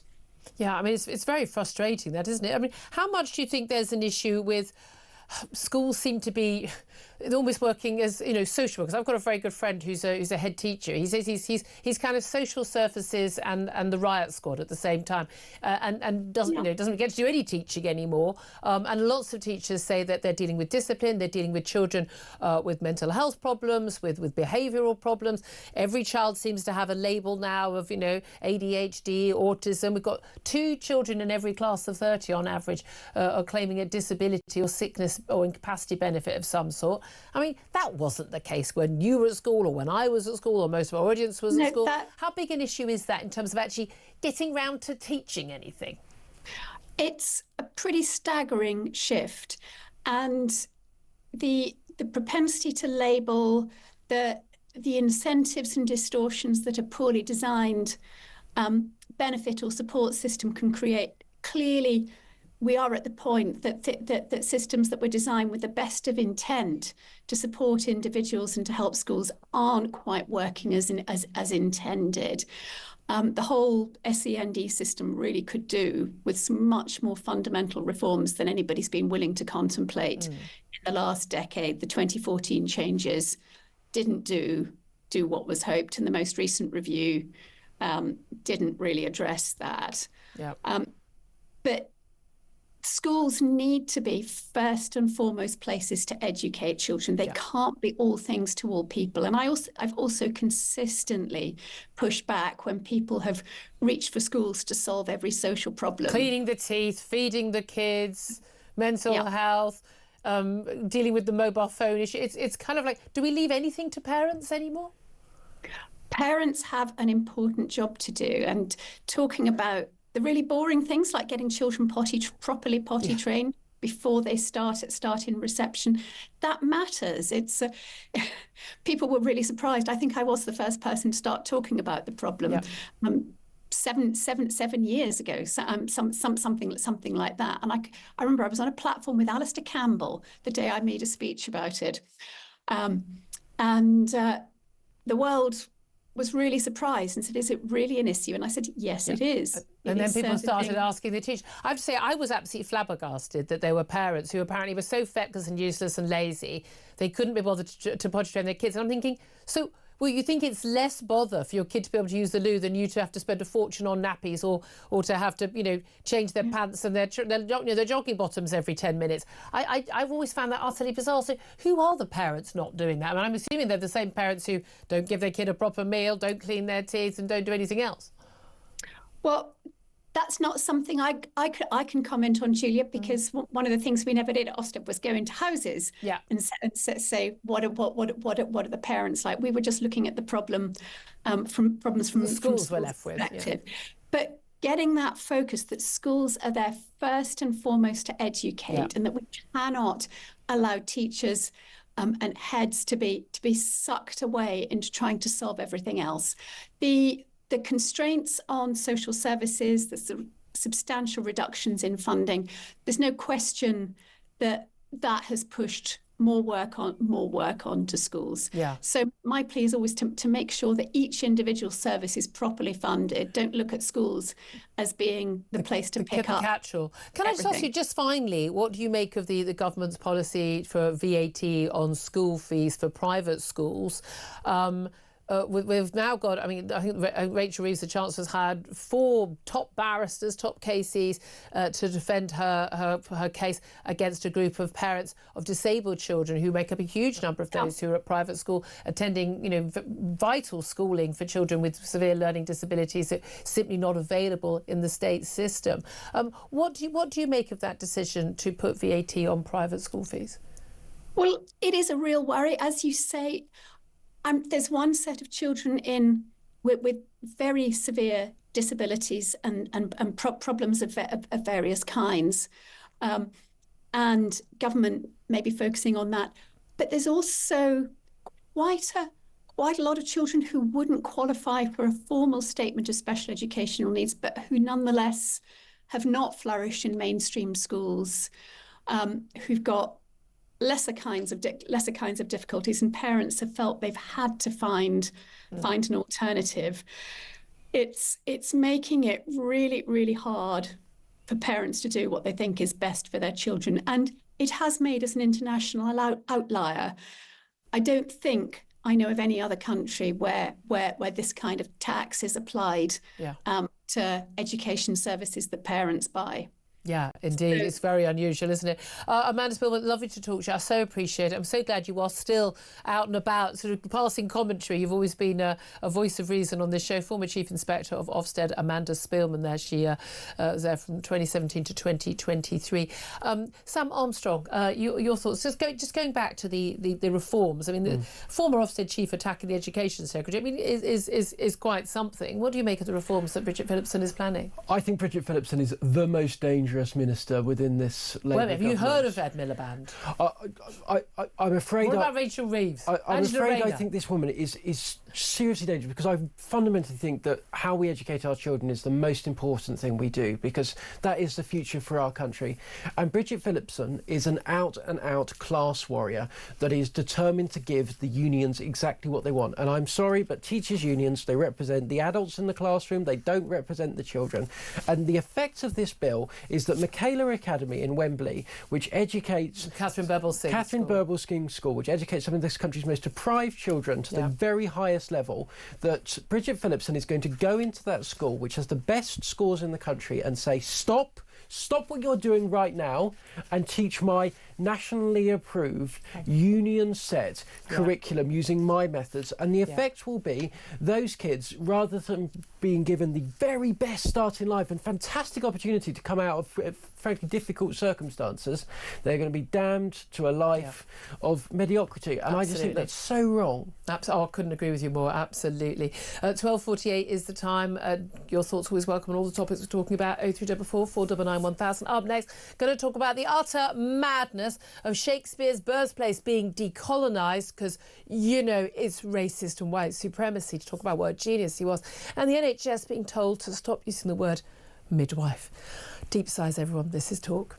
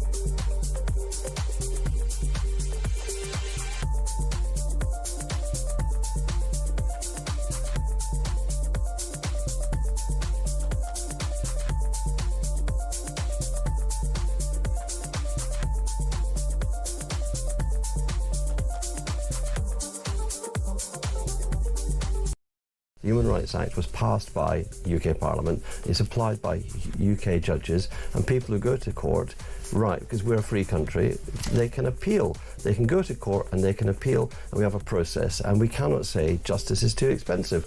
Justice is a process that everybody who lives in Britain, every citizen in Britain, should have access to. And the idea is there should be some penny-pinching approach or some approach that says, you're brown, you don't have access to No, hang on. I've really got to come back on this. That is absolutely outrageous to suggest that.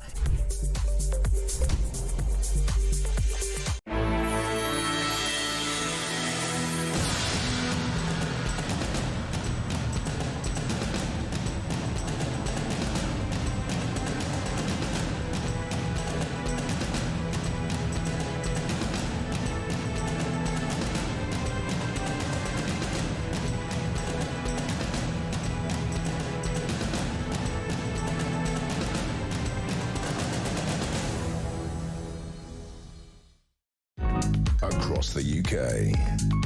On DAB+, on your smart speaker, on your smart TV, and on your side. This is Talk. Very good afternoon to you. This is Talk, the Home of Common Sense. I'm Julia Hartley-Brewer. Sam Armstrong still with me. Delighted to be joined now by Connor Tomlinson, who's a writer at Courage Media. Good afternoon to you, Connor.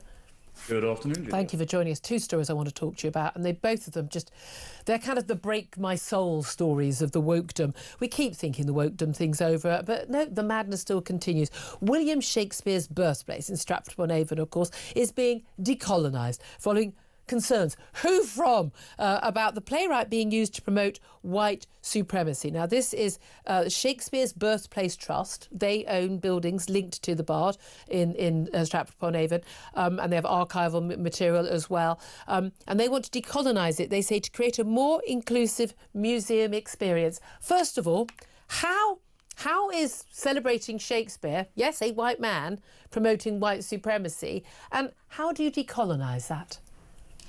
Well, there's a careful conflation here, if you notice, by Dr. Helen Hopkins, who's the academic behind this. She works at the University of Birmingham. Birmingham, a place which I would argue, after decades of mass migration, has seen a lot of cultural colonialism of its own. It's not exactly the nicest looking place in the world. But anyway, Helen Hopkins, who's dedicated her life to rubbishing something that she purports to enjoy studying, has said that not only is Shakespeare benefiting the ideology of white supremacy, but she's also said that it's a symbol of British cultural superiority and Anglo-cultural supremacy, to which I say, yeah, it is. Because funnily enough, Anglo culture, the English spoken word, has produced some of the best literature around the world. Now, of course, Germans have Goethe, the Japanese have Murakami, but they pale in comparison to Keats, Chaucer, Byron and Shelley, cads that they are, and of course the innovative genius of Shakespeare, to whom there are entire conspiracy theories because of his unparalleled prolificness, that he wasn't a real man and it was outsourced to an entire group of playwrights. Nobody else has that. Also, he was probably trans. I mean, probably. I mean, everyone was in the past now. But this is the thing. So when we big up, as the kids might say, they probably don't say that anymore, big up Shakespeare and talk about how, he's the epitome of fantastic writing and creativity, that is somehow promoting British cultural superiority and Anglo-cultural superiority, and part of there's a white, Anglo-centric, Eurocentric and West-centric worldview that continues to do harm in the world today. So unless we're bigging up, we're saying he's good, but he's just as good as the most famous Indian playwright or Chinese playwright or a playwright from, from Nigeria, then we are being white supremacists. This is really bizarre. This is clutching at the most bizarre woke straws, is it not? It is, and I'm not going to do what most people would come on various TV stations and do to defend Shakespeare by saying, well, for its time, Othello was incredibly progressive, and hey, Twelfth Night might have been a trans allegory. I'm bored of that. Do you know why? Because these people aren't listening. What these people are disingenuous, grifting race communists who couldn't write a story to save their life, and so they have to tear down everything great about our civilization in order to further their own revolutionary goals. Whether it's Frantz Fanon, the wretched of the earth, calling to execute colonial peoples, or whether it's the modern critical race theorists who say, well, we need to discriminate against white people in the present in order to correct for historical injustices like slavery, which, by the way, the British Empire and even the Americans cleaned up at a historically unprecedented rate compared to the rest of the world, like the kingdoms of Benin that were still practicing slavery against other Africans. I'm just going to dismiss it out of hand as, well, you know what I hear decolonisation as? You just really don't like white people. Turns out I don't have a racial prejudice against white people or black people, so I don't have to listen to you. Thank you very much and goodbye. I couldn't agree with you more. It is just a grift. It really is a grift, because these people make a lot of money out of this. They get funding for research. They get taken seriously. Idiots like us talk about them on the telly and the radio, which we perhaps should just stop doing. And I would stop doing if it wasn't the fact they do have an impact. But what I find extraordinary is that as a result of this woman's writing and other people saying, the Trust has decided to organise events. Now, this trust is Shakespeare's Birthplace Trust. It's a clue in the name. But they've decided to organise events celebrating a Bengali poet. I don't know what the hell that's got to do with Shakespeare. You're not the Bengali Birthplace Trust. You're Shakespeare Birthplace Trust. But also a Romeo and Juliet-inspired Bollywood dance workshop. Again, I don't know why that's happening. It's got nothing to do. I mean, okay, it's got a link vaguely, but why? This is the thing. It's what it is basically. It's not about decolonising, you know, the world from the impact of Britain. And by the way, sorry if you colonised by us, but better us than pretty much anyone else over the history of time.